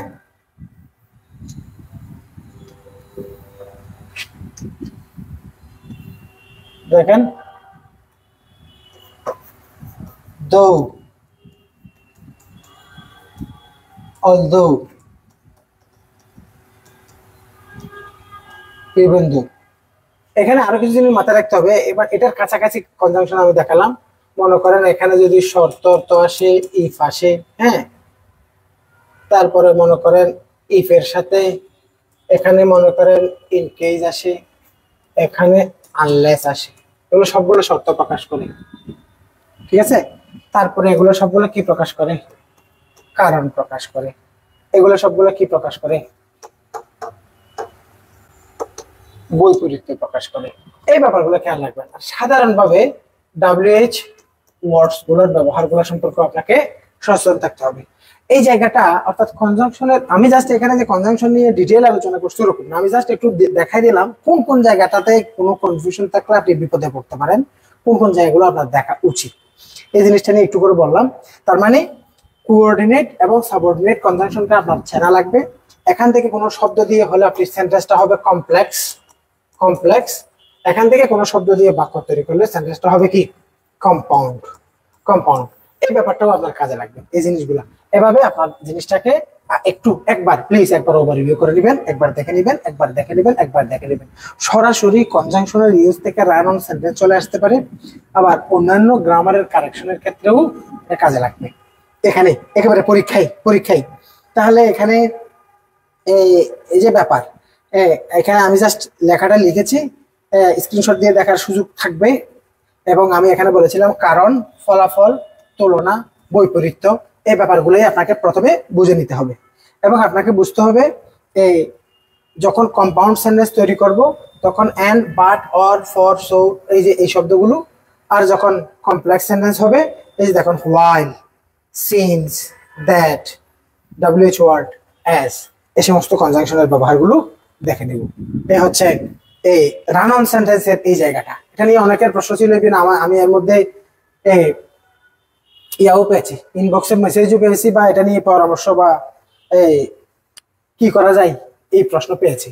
তাহলে দেখেন এই যে প্রশ্নগুলো এসেছে উপরে 45-এর প্রশ্নের মধ্যে দুইটি সেন্টেন্সকে তুমি হয়তো কমপ্লেক্স করো, হয়তো কম্পাউন্ড করো। ওই দুটোর সমাধান আমি এখানে রেখেছি, যারা পরের ব্যাচের স্টুডেন্ট ওদেরকে আলোচনা করার জন্য যে জিনিসটা আমি রেডি করে রেখেছি। তাহলে দেখো এখানে এই যে ecotourism can be achieved only, এই যে প্রথম সেন্টেন্সটা পড়েছিলাম এখানে। তাহলে এখানে এটার সমাধান দিতে গিয়ে আমরা লিখলাম অ্যাজ। তাহলে এই অ্যাজ অথবা হোয়েন যে কোনো একটা শব্দ, হয়তো সময়, এই এভাবে জাস্ট এখানে সমাধান দিয়ে গিয়ে সময় নষ্ট করছে না, আমার আরো কথা আছে অনেক। তাহলে এই ফরম্যাটটা গেল। এরপরের প্রশ্নটা একটু দেখি আমরা। এটা হচ্ছে এরপরের প্রশ্ন 6 নাম্বার প্রশ্ন। এই ধরনের প্রশ্ন কখনো আসে নাই 45 BCS ছাড়া, আর কোনোদিন এই ধরনের গ্রামারের এরর কারেকশনের কোনো প্রশ্ন আগে এর আগে আসে নাই। এর আগে মনে করেন এর আগে যদি এই BCS গুলো ছিল, ধরো মনে করো 29 BCS, 31 BCS, just for example, হ্যাঁ। অর্থাৎ ধরো আমি এটাকে উদাহরণ দিতে পারি, এখানে উদাহরণ দিতে পারি 27তম থেকে 34তম পর্যন্ত। এই BCS গুলাতে কিন্তু এগুলো আসতো বাক্য হিসাবে, এভাবে ABCD, ওই যে বাংলার মধ্যে বাক্য শুদ্ধি আসে না, ওভাবে আসতো। ইংরেজি কতগুলো সেন্টেন্স দিত, ওখানে কারেকশন করে লিখতে বলতো। এবারে আসছে কোনো ABCD দেওয়া হয় নাই, সরাসরি একটা প্যাসেজ দিল, বলা হচ্ছে এই প্যাসেজের মধ্যে কি কি ভুল আছে, ভুলগুলো কারেক্ট করে তুমি লিখো। হ্যাঁ, ecotourism can be achieved only steps are taken if steps are taken in the right direction. In 1993 British Airways land, এই যেভাবে লেখা আছে। এই লেখাগুলোর মধ্যে বলা হচ্ছে, মনে করে এখানে একটা ফুল স্টপ আছে, তাহলে এই যে একটা বাক্য, এই একটা বাক্য ধরে কিছু জিনিস আমাদের খেয়াল রাখতে হবে। কয়েকটা জিনিস খেয়াল রাখলেই আপনার এই ধরনের প্যাসেজ যদি আসে, এটা কিন্তু একেবারে ইজিলি নাম্বারটা পাওয়ার মতো জায়গা, খুব সহজ। কয়টা জিনিস আপনি খেয়াল করে এই ধরনের প্রশ্ন সলভ করবেন, এই জিনিসটা আমি একটু বলি। এখানে খেয়াল করতে হবে, মনে করেন একটা প্যাসেজ, আপনি তো প্যাসেজ চিন্তা করবেন না, একটা প্যাসেজ দিবে, প্যাসেজের মধ্যে বাক্যের মধ্যে ভুল আছে, ভুলগুলো শুদ্ধ করে লেখা। তার মানে এখানে যদি 10টা সেন্টেন্স থাকে 10টাতেই ভুল আছে, 10টাই শুদ্ধ করে লিখতে হবে, ব্যাপারটা এরকম। তাহলে যদিও ওটা প্যাসেজ, কিন্তু আমরা আসলে একটা বাক্য হিসেবে ব্যাপারটাকে চিন্তা করবো। তবু একটা কাজ আপনি করবেন না, এটা আমি বলে দিচ্ছি। ওটা আপনি কি করবেন না, আপনি হচ্ছে প্রথম বাক্যটা পড়ে ওখানে আপনি ভুল খুঁজবেন, দ্বিতীয় বাক্য পড়ে ওখানে ভুল চিন্তা করবেন। এই কাজটা করার আগে আপনি পুরো প্যাসেজটা একবার পড়বেন, পুরো প্যাসেজ পড়ার সময় আপনার মধ্যে কয়েকটা জিনিস সম্পর্কে ধারণা আসবে। একটা হচ্ছে টোটাল প্যাসেজটার যখন এরকম প্যাসেজ আকারে দেওয়া হয়, ভালোভাবে খেয়াল করবেন কথাটা, যদি এটাকে A B C D E F G H এভাবে একটা বাক্য দিত, তাহলে প্রথম বাক্যের সাথে দ্বিতীয় বাক্যের, দ্বিতীয় বাক্যের সাথে তৃতীয় বাক্যের, এভাবে একটার সাথে আরেকটার connectivity, coherence, flow of the information এবং সময়ের যে সম্পর্ক, এগুলোর কোনো দরকার নাই। কিন্তু যখন একটা প্যাসেজ আকারে দেওয়া হয়েছে, এখানে একটা জিনিস অবশ্যই মেনে চলতে হবে। ওটা হচ্ছে, ধরেন এখানে দুইটি বাক্য আছে পাস্ট টেন্সে, দুটি বাক্য আছে পাস্ট টেন্স, একটা বাক্য আছে ফিউচার টেন্স। এই ধরনের টেন্সের যে বৈচিত্র্যতা যদি থাকে, তাহলে ওখানে তো বাক্য হবে না। আবার যদি মনে করেন টোটাল ডেসক্রিপশনটা পাস্ট টেন্সে আছে, মাঝখানে কতগুলো ইউনিভার্সাল ফ্যাক্ট আছে যেগুলো সবসময় প্রেজেন্ট টেন্স হয়, এরকম বিষয় ছাড়া টেন্সের একটা ফ্লো এখানে ঠিক রাখতে হবে। সুতরাং টোটাল প্যাসেজটা না পড়লে আপনি বুঝতে পারবেন না ঘটনাটা কি অতীতের, বর্তমানের, ভবিষ্যতের, আগের কথা, পরের কথা। সুতরাং প্লিজ প্রথম কাজ হবে আপনার কি করা, এখানের জন্য কয়েকটা কথা বলছি। একটা কথা হচ্ছে read full of the text, প্রথমে ফুলটা পড়ো। তারপরে হচ্ছে focus on subject verb agreement. যে তিন চারটা লিখবো ওগুলো থেকেই সমস্যাগুলো, এর বাইরে সমস্যা তেমন থাকবে না। সাবজেক্ট ভার্ব এগ্রিমেন্ট, তারপরে আপনি খেয়াল করেন ফোকাস অন টেন্স। এই টেন্সের সমস্যাটা আপনি যদি পুরো না পড়েন আমি ধরতে পারবেন না। এর বাইরে যে সকল সমস্যা থাকতে পারে আপনি আলাদা করে খেয়াল করবেন। মডাল অক্সিলারি, যেটা আপনার চোখে পড়বে না কিন্তু সমস্যায় ফেলবে। হ্যাঁ, এরপর 5 নাম্বার হচ্ছে বিবিধ। আমি বিবিধ কথাটা লিখি, না হলে পরে আপনি এটাকে অনেক বেশি গুরুত্ব দিয়ে ফেলবেন। এখানে খেয়াল করবেন আর্টিকেলস, হ্যাঁ, তারপরে হচ্ছে আচ্ছা এগুলো না লিখে, কারণ এগুলো তো সাবজেক্ট ভার্ব এগ্রিমেন্টে চলে গেছে। হ্যাঁ, জাস্ট আর্টিকেল বা ডিটারমিনার, এইটুকু যদি আপনি খেয়াল রাখেন, তাহলে এখানে আমি জাস্ট পয়েন্ট বলেছি কয়টা, 3টা। প্রথমে একটা বাক্য নেবেন, এই বাক্যটার মধ্যে সাবজেক্টটাকে চিহ্নিত করে প্রথমে টোটাল প্যাসেজটা পড়বেন, প্যাসেজের সময় সম্পর্কে ধারণা রাখবেন, তাহলে আপনি একটা জিনিস টেন্সে রাখবেন, এটা এই টেন্সে হবে এই কথাগুলো। আচ্ছা, প্রথম কথা গেল। দ্বিতীয় কথা হচ্ছে একটা বাক্য ধরলেন, বাক্যটা ধরে সাবজেক্টটা চিহ্নিত করবেন, ভার্বটা ধরবেন, সাবজেক্টের সাথে ভার্ব এগ্রি করে কিনা, টেন্স ঠিক আছে কিনা, দ্যাটস অল। আপনার এই কাজটা এভাবেই করবেন, এবং দ্য ইজিয়েস্ট মেথড, এবং এটাই মেথড, ইজিয়েস্ট মেথড না, এখানে বাইরে আর কোনো মেথড নেই। অন্য কোনো মেথড এগুলো করতে গেলে আপনি আলাদা করে ভুলভাল করবেন, কাজের কাজ কিছু হবে না। এবার আসেন এরপরের প্রশ্নটা নিয়ে অলরেডি আমি একটু আগে কথা বলেছি। এখানে আরো কথা আছে। এটা 4 নাম্বার ছিল, 4 নাম্বার রিরাইট দ্য প্যাসেজ। দেখেন, রিরাইট দ্য প্যাসেজ, ইলিমিনেটিং এরর্স। এখানে ভুল আছে, ভুলগুলোকে বাদ দাও। The errors will include different types of grammatical items. বিভিন্ন ধরনের গ্রামাটিক্যাল এরর গুলাকে তুমি ঠিক করো। এই ধরনের প্রশ্ন আসা মানে আপনাকে নাম্বার পাওয়ার জন্য সুযোগ করে দেওয়া। এবার আসেন, এই যে 5 নাম্বার যে প্রশ্নটা আপনি দেখতে পাচ্ছেন, এই প্রশ্নটা দেখতে এখানে যেভাবে আছে এভাবে কোনো জন্মে আসেনি। এটা এই জন্য এই জায়গায় এবার আবার চেঞ্জ আসতে পারে, হুবহু এরকম থাকবার সম্ভাবনা কম, কারণ এই বিষয়গুলো ওই থিমেটিক কোয়েশ্চেনে চলে যাবে। এই যে মেইন আইডিয়া লেখার বিষয়টা, ইনফারেন্স কোয়েশ্চেন হিসেবে কমেন্ট লেখার বিষয়টা, কিন্তু give a suitable title to it, এটা টাইটেল দিতে বলছে। তাহলে এখানে এই যে টোটাল, এখানে কিন্তু নাম্বার কম না, এখানে টোটাল 20 মার্কস। বিষয়টা হেলাফেলা করার জন্য নয়, বিষয়টা অনেক দরকারি। এখানে লিখবেন অল্প, আধা পৃষ্ঠারও কম। যদি লিগেল পেজ দেয় তাহলে মানে পৃষ্ঠার 1/3 থেকে একটু বেশি, অথবা সর্বোচ্চ আধা পৃষ্ঠা, এতটুকু লেখা হবে। কিন্তু এটার জন্য আপনাকে আমি বলেছি, আপনার জন্য আমি 20 মিনিটস আপনি রাখবেন। এখানে দুইভাবে জিনিস আসে, একটা হচ্ছে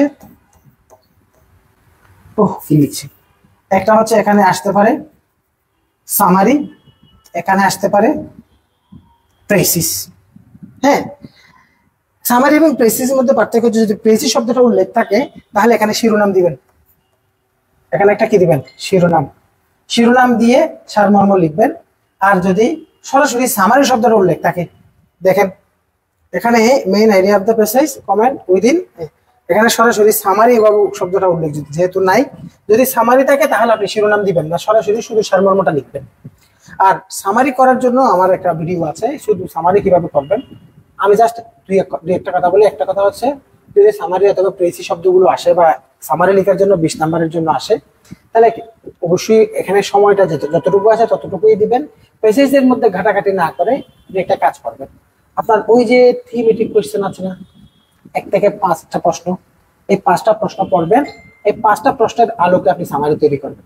কারণ এই 5টা প্রশ্ন করার সময় টোটাল প্যাসেজের মূল মুদ্রা কথাগুলো এখানে চলে আসছে। তাহলে এই 5টা প্রশ্নের আলোকে আপনি জাস্ট সেন্টেন্স লিখবেন। সামারিতে অবশ্যই আমি মনে করিয়ে দিচ্ছি, আপনারা অবশ্যই এর মধ্যে প্রিপারেশন নিয়ে গুছিয়ে নিয়েছেন বিষয়গুলো। এবং আমার সামারি রাইটিং নিয়ে অনেকগুলো ভিডিও আছে, এগুলো আমি সবগুলো পাবলিক করা আছে। যদিও ওই এই ব্যাচের স্টুডেন্ট যাদেরকে পড়াইছি এদের ভিডিওটা ছাড়া আগের ভিডিও সবগুলো পাবলিক করা আছে। তো সামারির ক্ষেত্রে ওই যে কথাগুলো মনে করিয়ে দিচ্ছি, কোনো এক্সাম্পল দেওয়া যাবে না, কোনো নিজস্ব মন্তব্য লেখা যাবে না, কোনো ধরনের অতিরঞ্জিত কথা লেখা যাবে না। প্যাসেজ থেকে কপি করা যাবে, কিন্তু কপি করার সময় অবশ্যই প্যারাফ্রেজিং এর ব্যাপারটা মাথায় রাখবো। হ্যাঁ, যদিও এখানে এই সরাসরি সামারি থাকবে। এবং সামারি মানে এখানে দেখেন, প্রেসি মানে হচ্ছে ওখান থেকে বাক্য সরাসরি লিখতে পারবেন, সামারি মানে হচ্ছে নিজের ভাষায় লিখবেন। এই ধরনের একটা ব্যাপারও কিন্তু আছে। তবে সাধারণত বিসিএস এর রিটেনের সিলেবাসে পার্টিকুলারলি উল্লেখ আছে এটা সামারি আসবে। 45তম বিসিএস এর সামারির জায়গায় এই প্রশ্নটা আসছে। তাহলে এই জিনিসটাকে ভেঙে উল্টা করে দিয়েছে এরা। কথা বুঝতে পারছি? তাহলে সামারি নিয়ে আর তেমন কথা বললাম না, কিন্তু কথা হচ্ছে সামারিটা কম লেখা, কিন্তু প্রতিটা বাক্য যেন, প্রতিটা শব্দ যেন কথা বলি, প্রতিটা শব্দ মেপে। আর একটা মেথড নিয়ে আমার আলাদা একটা সামারির ভিডিও আছে, ওই মেথড আমি দেখিয়েছি। মনে করেন একটা টোটাল প্যাসেজের মধ্যে টোটাল 5টি প্যারা আছে অথবা 6টা প্যারা আছে। 6টা প্যারা, প্রতিটা প্যারাকে আগে একবার তো দেখেছেন, যতটুকু থেকে এক প্যারা থেকে একটা বাক্য নেন। এখানে একটা সহজ ব্যাপার আছে, এক প্যারা থেকে একটা বাক্য নেওয়ার সময় আপনার কোনো তথ্য বাদ যাচ্ছে, কোনো উদাহরণ বাদ যাচ্ছে, কোনো এক্সাম্পল বাদ যাচ্ছে, এটা নিয়ে আপনার বোধার করার দরকার নেই, কারণ আপনি তো ওগুলো দেওয়া যাবেই না। মূল একটা কথা প্রচলিত আছে, সামারি হবে মূল প্যাসেজের 1/3, কিন্তু বিসিএস এর সামারিতে ওরকম কোনো সুযোগ তো নাই, কারণ বিসিএস এর সামারিতে লেখা থাকে উইদিন 100 ওয়ার্ডস। এই প্রশ্নের সাথে আপনি মিলিয়ে না, এই প্রশ্ন আসে না কখনো, এবার গতবার আসছে, ওখানে স্পেসিফিক লিখে থাকবে 100 শব্দ। তো 100 শব্দ মানে তো আপনার এক প্যারা, একটা ছোট প্যারাগ্রাফ। অনেকের লেখা বড় হলে তার সর্বোচ্চ 1 পৃষ্ঠা হবে, তো 1 পৃষ্ঠার একটু কম এই অবস্থা, অথবা যাদের লেখা মোটামুটি ছোট মাঝারি সাইজের তারা 1/2 পৃষ্ঠার একটু বেশি, এটুকুর মধ্যে তার 100 ওয়ার্ড হয়ে যাবে। ওয়ার্ড গুণার নিয়ম হচ্ছে, ধরেন উই আর ওয়াচিং, মনে করে ওয়াচিং টিভি, হ্যাঁ, তারপরে দে আর হ্যাপেন, এভাবে। তাহলে আপনার 1 2 3 4 অথবা এখানে 5 শব্দ, তাহলে এক লাইনে 5 শব্দ থাকলে 20 লাইন হবে। এভাবে একটা হিসাব আর কি ওয়ার্ড গুণার, একেবারে মিজার ওয়াজ আর আর্টিকেল গুড কিনা আর্টিকেল শব্দ কিন্তু। সুতরাং উইদিন 100 ওয়ার্ড। তাহলে সামারি নিয়ে এটুকু গেল। আমি লেটার নিয়ে একটু কথা বলি এবার। সামারি গেল, সামারির পর হচ্ছে আপনার একটা আসবে লেটার। লেটারের মধ্যে সব সময় একরকম আসে নাই, এটা হচ্ছে letter to the editor. Letter to the এডিটরই আসছে, কিন্তু তার মধ্যে ফরমেশনে একটু ভিন্নতা, ল্যাঙ্গুয়েজের প্রশ্নের ধরনে ভিন্নতা আছে। কিন্তু দেখেন, write a feature for the post editorial page of an English daily with the following note, giving emphasis on the prospects ecotourism in Bangladesh. তাহলে এখানে যে জিনিসটা আসছে, এই জিনিসটা কিন্তু আপনি ওই যে প্যাসেজের মেইন আইডিয়ার শিরোনাম দেওয়ার মতো আসে নাই। তার মানে এখানে জাস্ট একটা ডেসক্রিপশন আসছে, অথবা মাঝে মধ্যে এমনও আসছে এখানে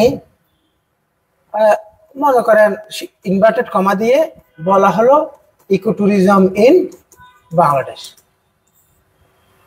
মানে write a feature on ecotourism in Bangladesh. এভাবে শিরোনাম দিয়ে আসতে পারে, অথবা এভাবে শিরোনাম না দিয়ে দেখেন giving emphasis on the prospects ecotourism in Bangladesh, বাংলাদেশের ইকোট্যুরিজম সেক্টর নিয়ে বা সম্ভাবনা নিয়ে লিখো। এই ধরনের কথা। এখানে অনেকের অনেক ধরনের প্রশ্ন আছে। এটাতে সবচেয়ে বড় প্রশ্নটা হচ্ছে আপনি এটা লিখবেন কিভাবে, এটা ফরম্যাটটা কি হবে। এটা ফরম্যাটটা একটু দেখাই আগে। এখানে দেখেন, প্রথমে আমি ইয়াতে দেখাই।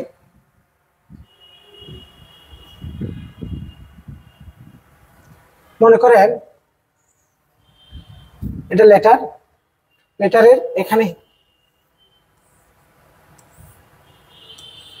হবে আপনার নাম ও ঠিকানা। অনেকে এই জিনিসগুলো ভাবে চিন্তা করেন না। আপনি একেবারে এআই কে চার্জ দেন, গুগল চার্জ দেন, অক্সফোর্ড ডিকশনারি দেখেন, একটা স্ট্যান্ডার্ড ফরম্যাট কিন্তু আছে। আপনি একেবারে এখন বসে বসে যে কোনো একটা চ্যাট জিপিটি বা যে কোনো একটা এআই কে বলেন এই প্রশ্নটা লিখে দেন, বলেন এই লেটারটার জন্য আমাকে একটা স্ট্যান্ডার্ড ফরম্যাট দেন, আমি যেভাবে দিচ্ছি এভাবেই দিবে। যদিও ওখানে হয়তো অনেক ধরনের লম্বা লম্বা থাকবে, কিন্তু কথা হচ্ছে এরকম। তাহলে এবার এখানে আপনি ডেট দিয়ে মনে করেন টু দা এডিটর, তারপরে এখানে অনেক ক্ষেত্রে সাবজেক্ট দিতে হবে, অনেক ক্ষেত্রে সাবজেক্ট নাও দিতে হতে পারে, একটু পরে দেখাচ্ছি। তারপরে হচ্ছে মনে করেন এখানে লিখলেন ডিয়ার স্যার, এখানে এভাবে লিখে এই যে একটা অ্যাপ্লিকেশনের ফর্মে এটা লেখার পর এখানে একটা শিরোনাম দিবেন। এখানে শিরোনামটা কি ছিল, ইকো ট্যুরিজম ইন বাংলাদেশ।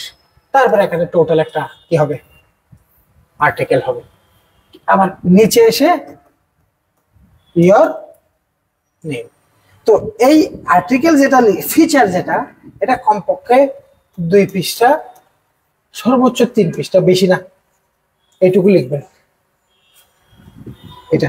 তাহলে আপনার টোটাল লেখা, এটা যদি 3 পৃষ্ঠা লিখেন, এটা যদি 1 পৃষ্ঠা লিখেন, তাহলে টোটাল 4 পৃষ্ঠা লেখা হচ্ছে। এবং এই 4 পৃষ্ঠা লেখার ক্ষেত্রে এখানে একটু আপনি তুলনামূলক ফ্রি লিখতে পারবেন। কারণ কি, কারণ হচ্ছে এখানে আপনি পেসেজ থেকে দেখে দেখে কিছু লেখার মতো বোকামি করে সময় নষ্ট করবেন না। এখানে হচ্ছে আপনি পেসেজটা পড়ছেন, পেসেজের জিস্ট গুলো আপনার মাথায় আছে, কি বিষয় নিয়ে কথা হয়েছে, আর এখানে বিষয়বস্তু স্পেসিফিক্যালি উল্লেখ থাকে। ওই বিষয়বস্তুর আলোকে রচনা লেখার মতো আপনি জাস্ট একটা আর্টিকেল লিখবে, যেটা পত্রিকায় সাব এডিটোরিয়াল কলামে ছাপানোর উপযুক্ত। এবং এর জন্য আশা করি আপনারা এর মধ্যে প্রিপারেশন নিয়েছেন। আর কোনো কারণে প্রিপারেশন একেবারে কম থাকা সত্ত্বেও এটা কিন্তু খুব স্মার্টলি আপনি ডিল করতে পারেন যদি আপনার ফরম্যাটটা ঠিক থাকে। আবারও বলছি, এখানে কাঠামোটা যথেষ্ট গুরুত্বপূর্ণ। যদি লেটারের কাঠামো ঠিক না থাকে, দেখেন এটা যদি মার্কস যদি কি হয়, মার্কস যদি হয় 20, তাহলে যদি কাঠামো ঠিক থাকে, দেখেন ল্যাঙ্গুয়েজ এবং ইনফরমেশনের জন্য 10 নাম্বার, আপনার স্ট্রাকচারের জন্য 10 নাম্বার, টোটাল 20 নাম্বার। এখন যদি আপনার স্ট্রাকচার ঠিক না থাকে, আপনি মনে মনে ভাবছেন স্ট্রাকচার, এটা এক্সামিনার কি জানবে? এক্সামিনার জানে, প্রশ্ন যিনি করছে উনি জানেন, আপনি জানেন না। তাহলে যদি এখানে ঘটনাটা এমন হয়, ধরুন আপনি এটা লিখেছেন, আপনার কাঠামো ঠিক নেই, স্ট্রাকচার ঠিক হয় নাই। স্ট্রাকচার ঠিক না হলে তাহলে ওখানে আপনি পেয়েছেন 0। আর লেখা অনেক ভালো লিখেছেন, তাহলে অনেক ভালো লিখলেও আপনাকে সর্বোচ্চ 7 দিবে। তাহলে আপনি 20 নাম্বারের মধ্যে 7 নাম্বার পাবেন, 7 নাম্বার পাবেন। আর মানে একেবারে অনেক অসাম লেভেলের, স্ট্যান্ডার্ড লেভেলের, পুরো গ্রামাটিক্যাল এরর ছাড়া, ল্যাঙ্গুয়েজ অনেক ভালো, তথ্য অনেক ভালো, আপনার স্টার্টিং, আপনার বার্গেনিং টাইপ, আপনার কনক্লুসিভ স্টেটমেন্ট, এগুলো অসাধারণ ছিল। সব মিলিয়ে আপনি কত পাচ্ছেন? 7। কিন্তু যদি আপনার কাঠামো ঠিক থাকে, তাহলে আপনি আগে থেকেই কাঠামোতে 10 পেয়ে গেলেন। এরপর আপনার ল্যাঙ্গুয়েজ এন্ড প্রেজেন্টেশন মোটামুটি মানের, মনে করেন একটু দুর্বল লিখছেন, এই কিছু ভুলভাল আছে, মোটামুটি একটু গুছিয়ে লিখে ফেলছেন, এখানে মনে করেন আপনাকে এই জন্য কম নাম্বার দিল। মনে করেন এখানে আপনাকে দিল 4 নাম্বার, একেবারে অনেক কম নাম্বার। তাহলে টোটাল আপনার নাম্বার দাঁড়াচ্ছে কত? 14। আর আপনি সেরা মানের লিখে আপনি কত পাইছেন? 7। এই ব্যাপারটা মাথায় রাখতে হবে। এখানে কিন্তু স্ট্রাকচার, কাঠামো, এটা কারণ এটা কাঠামোর মধ্যে লিখা, স্ট্রাকচারড রাইটিং, এটা আপনাকে একবারে ফ্রি লেখা না, যা ইচ্ছে তা এমনি মেরে দিলাম, ওই টাইপের কিছু না। এখানে একটা ব্যাপার আছে, এখানে just this is structured writing. তো স্ট্রাকচারটা মেনে চলতে হবে। তো এখানে একটা স্ট্রাকচার আমি এই যেটা রেখেছি, ওটা একটু দেখেন। এটা আমি তৈরি করা নয়, এটা অনলাইন থেকে কপি করে এখানে বসানো, একটু তদন্ত করে যাচাই বাছাই করে ভালো একটা সোর্স থেকে নিয়ে এসে এখানে জাস্ট আমি দেখাচ্ছি। হ্যাঁ, এখানে তাহলে ব্যাপারটা কিভাবে দেখানো হয়েছে, তাহলে প্রথমে আপনি নাম লিখেন, দেখেন নাম, ঠিকানা, এখানে ফোন নাম্বার আছে, এগুলো লাগবে না, ইমেল অ্যাড্রেস এত কিছু দেওয়ার দরকার নাই। এবং তারিখ। তাহলে এই যে আমি যে বলেছিলাম এটা এটা আপনার খাতা, এখানে এখানে বক্স করে নাম, ঠিকানা, ইভেন আপনি তারিখটা সহ এখানে দিয়ে দিলেন। তাহলে এখানে আপনি শুরু করলেন দা এডিটর, এভাবে দেখেন। তারপরে দেখেন রিসিপিয়েন্টস ইনফরমেশন, এখানে আছে দা এডিটর এক্স, তারপরে ঢাকা বাংলাদেশ। তারপরে যদি এখানেও আপনি তারিখ দিতে পারেন, যদি উপরে তারিখ না দেন তবে এখানে তারিখ দেওয়া উচিত না।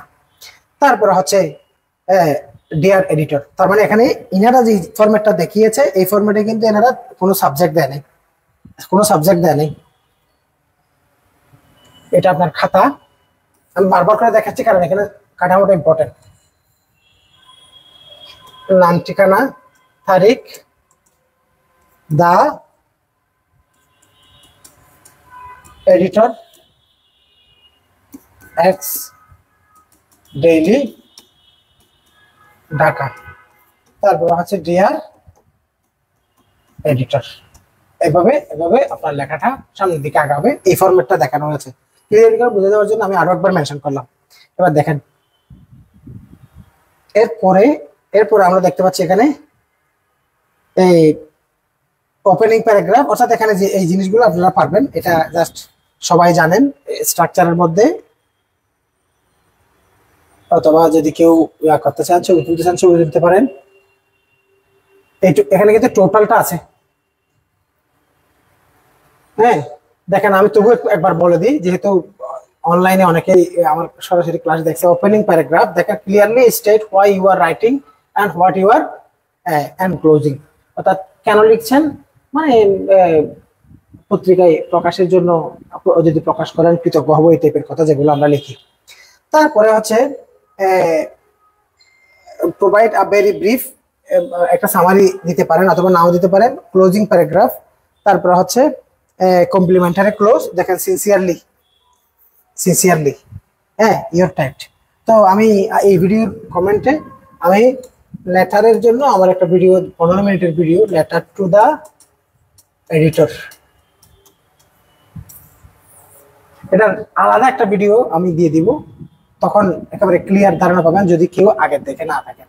যারা দেখেছেন তাদের দরকার নেই, যারা দেখেছেন ওখানে আপনি সিনসিয়ারলি লিখবেন, কি লিখবেন, কোথায় কোন শব্দ লিখবেন, ভাষা কি ধরনের পরিবর্তন করবেন, আসলে কাঠামোটা কি, টোটালটা একেবারে আছে।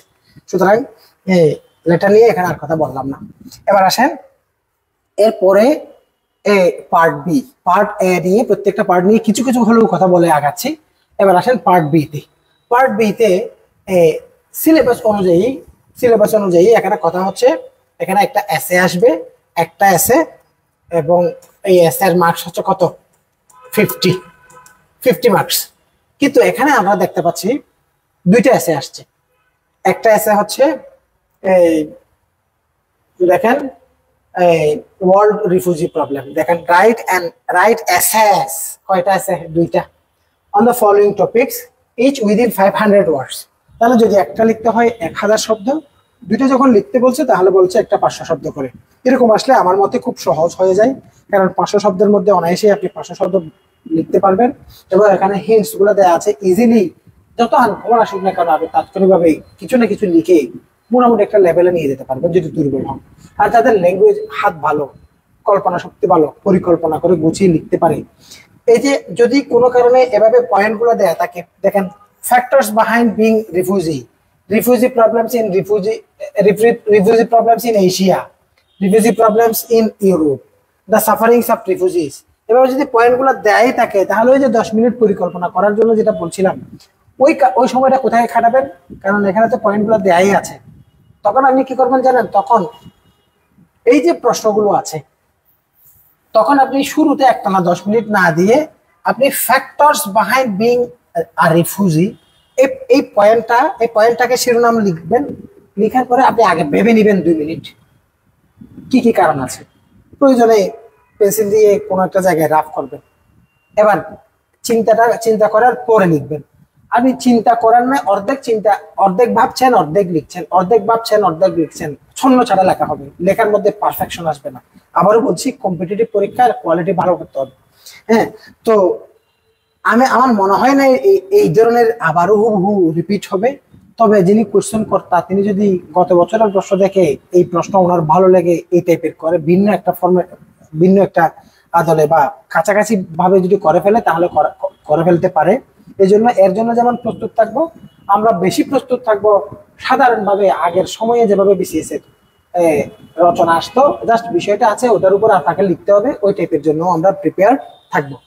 এখানে একটা জিনিস মাথায় রাখতে হবে, এখানে দুইটি রচনা আসছে, একটা ন্যাশনাল একটা ইন্টারন্যাশনাল। অর্থাৎ ন্যাশনাল যেটা এসেছিল এটা গত সরকারের আমলে, এটা মুক্তিযুদ্ধ নিয়ে এসেছে। মুক্তিযুদ্ধ নিয়ে এখন যে আসবে না তা কিন্তু না। তো এখানে এটা ন্যাশনাল আর এটা ইন্টারন্যাশনাল, এবারেও এরকম চিন্তা করবেন। এবং আমি রচনার জন্য কোনটা কোনটা ইম্পর্টেন্ট তার জন্য একটা লিস্ট এখানে রেখেছি। লিস্ট হচ্ছে এই যে কোন কোন রচনা আসতে পারে এটার জন্য একটা সাজেশন ধরতে পারেন, এই রচনাগুলো একটু দেখে নেবেন। ঠিক আছে, এখানে লিখেছে নিড ফর ন্যাশনাল সলিডারিটি, জাতীয় ঐক্য, জাতীয় ঐক্য। হ্যাঁ, এটা এখন ইম্পর্টেন্ট। তারপরে হচ্ছে ইম্প্যাক্ট অফ সোশ্যাল মিডিয়া, এটা এটা যদিও মানে এখন দেশে যে যেরকম অবস্থা যাচ্ছে এবং পৃথিবীতে যে এরকম অবস্থা যাচ্ছে এখন সোশ্যাল মিডিয়ার এটাই গুরুত্বপূর্ণ। Need for global piece and solidarity, এটা আন্তর্জাতিক পার্ট থেকে এনেছি এবং জুলাই বিপ্লবকে আমি এখানে রেখেছি। তারপর হচ্ছে বাংলাদেশ, অর্থাৎ সেকেন্ড বাংলাদেশ বা সেকেন্ড রিপাবলিক নিয়ে যে কথা হচ্ছে এগুলো নিয়ে রচনা চলে আসতে পারে। তারপরে পরিবেশ এবং কতগুলো জেনারেল বিষয় রেখেছি, সাইবার এবং ফোর্থ ইন্ডাস্ট্রিয়াল রিভলিউশন এবং পাশাপাশি ট্যুরিজম। ঠিক আছে, ট্যুরিজমের রচনাটাও দেখবেন কারণ এটা সবসময়ের জন্য ইম্পর্টেন্ট যে সমস্ত বিষয় থাকে এরকম। তো রচনার ক্ষেত্রে যাদের আগে থেকে প্রিপারেশন আছে তারা নিশ্চয়ই এই এই বিষয়গুলো নিয়ে প্রস্তুতি নিয়েছেন। একটা হচ্ছে ন্যাশনাল ইস্যু, ন্যাশনাল ইস্যু বলতে কারেন্ট ইস্যু, আর একটা হচ্ছে এনভায়রনমেন্ট, আর একটা হচ্ছে society and culture, society and culture. মনে করেন বাংলাদেশের উপজাতি নিয়ে রচনা আসলো অথবা বাংলাদেশের সাহিত্য ও সংস্কৃতি। হ্যাঁ, এটা মনে করেন আমি সোসাইটি অ্যান্ড কালচার লিখেছি, তো এখানে মনে করেন আমি লিখলাম লিটারেচার অ্যান্ড কালচার। হ্যাঁ, লিটারেচার অ্যান্ড কালচার। আর একটা হচ্ছে ডেভেলপমেন্ট। এই ইস্যুগুলো থেকেই সাধারণত রচনাগুলো আসে। যেমন এখানে আমি এই কোন একটা জায়গায় ডেমোক্রেসি শব্দটাকে যুক্ত করে দিয়েছি, দেখেন। হ্যাঁ, প্রসপেক্টস এন্ড চ্যালেঞ্জেস এবং গণতন্ত্র। তো গণতন্ত্র কিন্তু এখন আবারও ইম্পর্টেন্ট, মানে এই জন্য রচনাগুলো আবারও বলছি, রচনা একেবারে বাসা থেকে শিখে গিয়ে যে রচনা গাইড থেকে শীট থেকে নোট থেকে শিখে গিয়ে যে রচনা লিখবেন নাম্বার পাবেন না। তাৎক্ষণিকভাবে কোয়ালিটি লেখা লিখতে হবে, যত বেশি এক্সেপশনাল হবে, যত বেশি নিজে থেকে লিখবেন তত বেশি ভিন্নতা আসবে, যত ভিন্নতা আসবে তত বেশি এক্সেপশনাল হবে। আর রচনার মধ্যে কিছু প্রচলিত কথা কাজে আসে, যেমন ডাটা দিতে হবে, চার্ট দিতে হবে, গ্রাফ দিতে হবে, এই বিষয়গুলো ভালো। কিন্তু রচনা মানে হচ্ছে আসলে এসে মানে কি, ক্রিয়েটিং সামথিং নিউ, নতুন কিছু সৃষ্টি। এসে মানে আপনি জাস্ট আগে থেকে কিছু দেখে কিছু লিখে দিলেন, আগে থেকে কিছু শিখে মুখস্থ করে কিছু লিখলেন। এসের উদ্দেশ্য ওটা না, এসের উদ্দেশ্য হচ্ছে আপনার লিখন দক্ষতাকে যাচাই করা। এবং এখানে এত বেশি মার্কস রাখা হয়েছে কারণ একজন মানুষের রাইটিং স্কিলটাই তার অ্যাটিটিউড, তার এবিলিটি, তার মোড অফ এক্সপ্রেশন, হ্যাঁ, এই সব কিছু কিন্তু তার লেখনের মধ্যে ফুটে উঠে। এই ব্যাপারগুলো সিম্পল না। কিন্তু আমরা কি করে জানেন, আমরা এত চালাক, এক্সামিনার যেন, সরকার যেন আমাকে আমার কি অ্যাটিটিউড এটা যাচাই করতে না পারে, আমরা নিজ থেকে লিখি না। আমরা গাইডের রাইটার যে অ্যাটিটিউড প্রকাশ করছে ওটাই আমরা দেখে দেখে লিখে দিই, মানে দেখে দেখে লিখেই তো, ভাষায় মুখস্থ করে যদি লিখি তাহলে দেখে লেখাই। তো বিসিএস এ যারা ভালো করে দেখবেন অলমোস্ট সবাই নিজে থেকে লিখে, তাৎক্ষণিক লিখে, ইনস্ট্যান্ট লেখাগুলোতে নাম্বার বেশি পাওয়া যায়। আর গাইডেড ফ্রেমড মুখস্থ করা লেখাগুলো ভালো মার্কস পায় না, এটার বাস্তবতা আছে। তো এই বিষয়গুলো মাথায় রাখবেন। আর রচনা তবুও যদি কোনো বিষয় যে নন কোনো বিষয় অথবা আগে পড়ে গেছে এমন কোনো বিষয় থাকে, ওখান থেকে আমরা নিজের মতো করে লেখার সুযোগটা হতে পাবো। এরপর আমরা দেখতে পাচ্ছি আমাদের এখানে দুইটা ট্রান্সলেশনের ক্ষেত্রে চিরন্তন কথা, এগুলোই বলবো। প্রথম কথা হচ্ছে বাংলা থেকে ইংরেজি। হ্যাঁ, বাংলা থেকে ইংরেজি ট্রান্সলেশনের ক্ষেত্রে এই যে প্রথম মনে করেন চিত্ত বিনোদন মানুষের সর্বকালীন চাহিদা, যার প্রকার ও প্রকৃতি পরিবর্তনশীল। এখন আপনি জাস্ট এই বাক্যটা পেয়ে বাক্যটাই ট্রান্সলেশন করা শুরু করলেন, পরের দিকে পড়েন নাই। এই কাজটা না করে আপনি এখান থেকে শুরু করে এখান পর্যন্ত টোটালটা একবার রিডিং করবেন। টোটালটা একবার রিডিং পড়ার পরে বাক্যটাকে ট্রান্সলেশনের যে নিয়ম, আজকে তো আমি ট্রান্সলেশনের নিয়ম বলার সুযোগ সময় নেই, তো ট্রান্সলেশনটা করবেন। ট্রান্সলেশন করার সময় কমপক্ষে হ্যাঁ এক দুই লাইন বাক্য আগে থেকে কোনো একটা জায়গায় রাফ করবেন। বিশ্বাস করুন অনেক বেশি ইফেক্ট মানে ভালো করবেন। রাফ করে দিবেন যদি পারেন, যদি সময় কুলায় আপনার, যদি ওদিকে গ্রামারের মধ্যে থিমেটিক কোশ্চেন আনসার করার ক্ষেত্রে অনেক সময় যদি হাতে থেকে যায় এবং রচনা লেখার জন্য পর্যাপ্ত সময় তখনও যদি থাকেই, তাহলে পরে আপনি চাইলে পুরোটাই আগে একবার রাফ করে তারপরে আপনি একবার সুন্দর করে গুছিয়ে ফেয়ার করতে পারেন। বিশেষ করে ইংরেজি থেকে বাংলার ক্ষেত্রে, তো বাংলার এটাকে আমি দ্রুত লিখে ফেলতে পারবো, এটাতে আরো সমস্যা বেশি হবে। এই জন্য ভালোভাবে একবার পড়বেন, পড়ে বাক্যটার মধ্যে একটা বাক্য বাই বাক্য খেয়াল রাখবেন, কিন্তু বাক্য বাই বাক্য অক্ষরে অক্ষরে অনুবাদ না করে ভাবার্থ করবেন,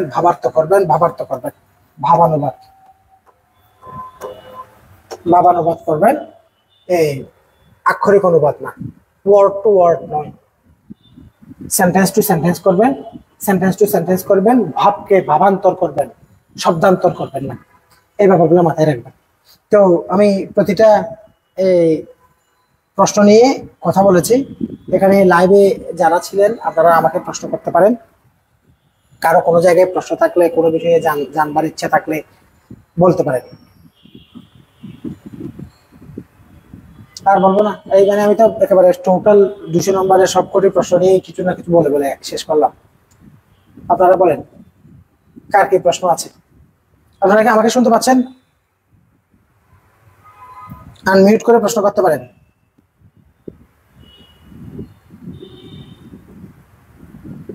কি কারো কোনো প্রশ্ন নাই? না থাকলে আমি এখানে শেষ করে দিচ্ছি। এখান থেকে পরবর্তী সময় ইনশাআল্লাহ দেখা হবে। আর কারো কোনো প্রশ্ন থাকলে এর মধ্যে করে দিচ্ছি আমি।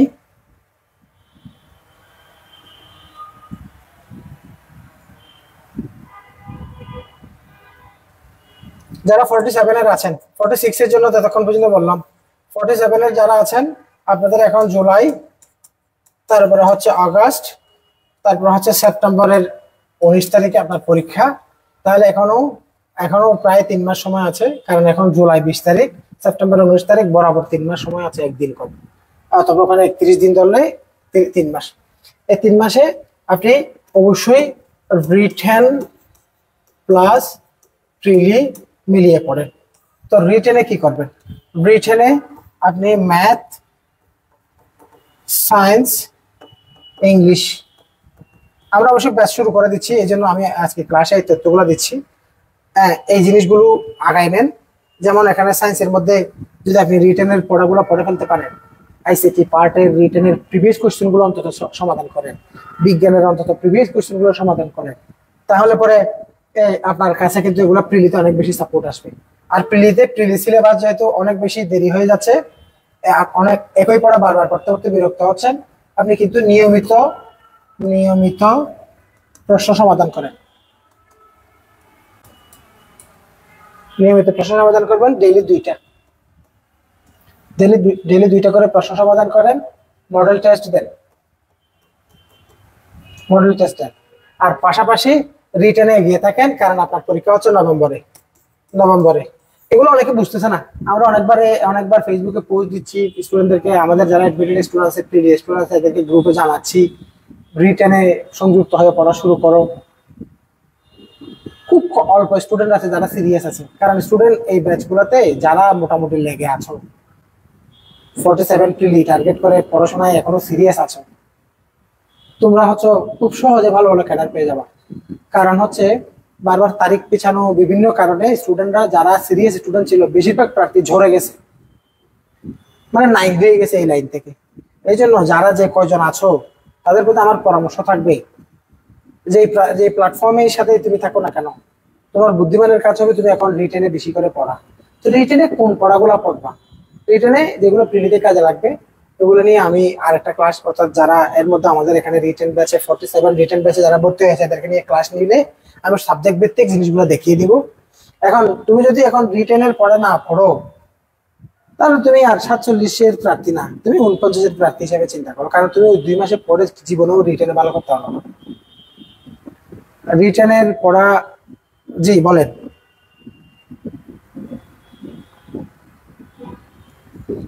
শোনা যাচ্ছে না আপনার কথা?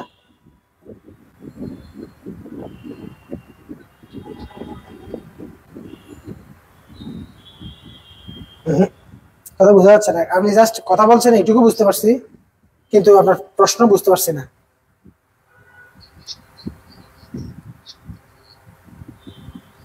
ভালো না লাগলে, যেহেতু আপনার এই বৈতরণী পার করতে হবে, ওষুধ খাইতে তো কারোই ভালো লাগে না। তাহলে ওষুধ খেয়ে তো আপনাকে মানে রোগটা সারাইতে হবে। মানে লম্বা করে উত্তর দিলাম না আর কি। এটা আর কি, কোনো কিছু কোনো একটা সাবজেক্ট কম ভালো লাগার পেছনে কারণ হচ্ছে ওই সাবজেক্টটা আপনার উইকনেস বেশি, উইকনেসটা কভার করার জন্য একটু সময় দিতে হবে। আর হচ্ছে রিটেনের যে ইংরেজি, আমি এখন তো প্রশ্নগুলো ব্যাখ্যা করলাম, এটা তো কোনো ক্লাস না, এটা হচ্ছে জাস্ট সবগুলো প্রশ্ন কোনটাতে শেষ মুহূর্তে কি করবেন এই টাইপের কিছু বিচ্ছিন্ন বিক্ষিপ্ত কথা বলছি। ক্লাস তো এরকম না, ক্লাসে তো নির্দিষ্ট একটা বিষয় ধরে ধরে আস্তে আস্তে আগানো।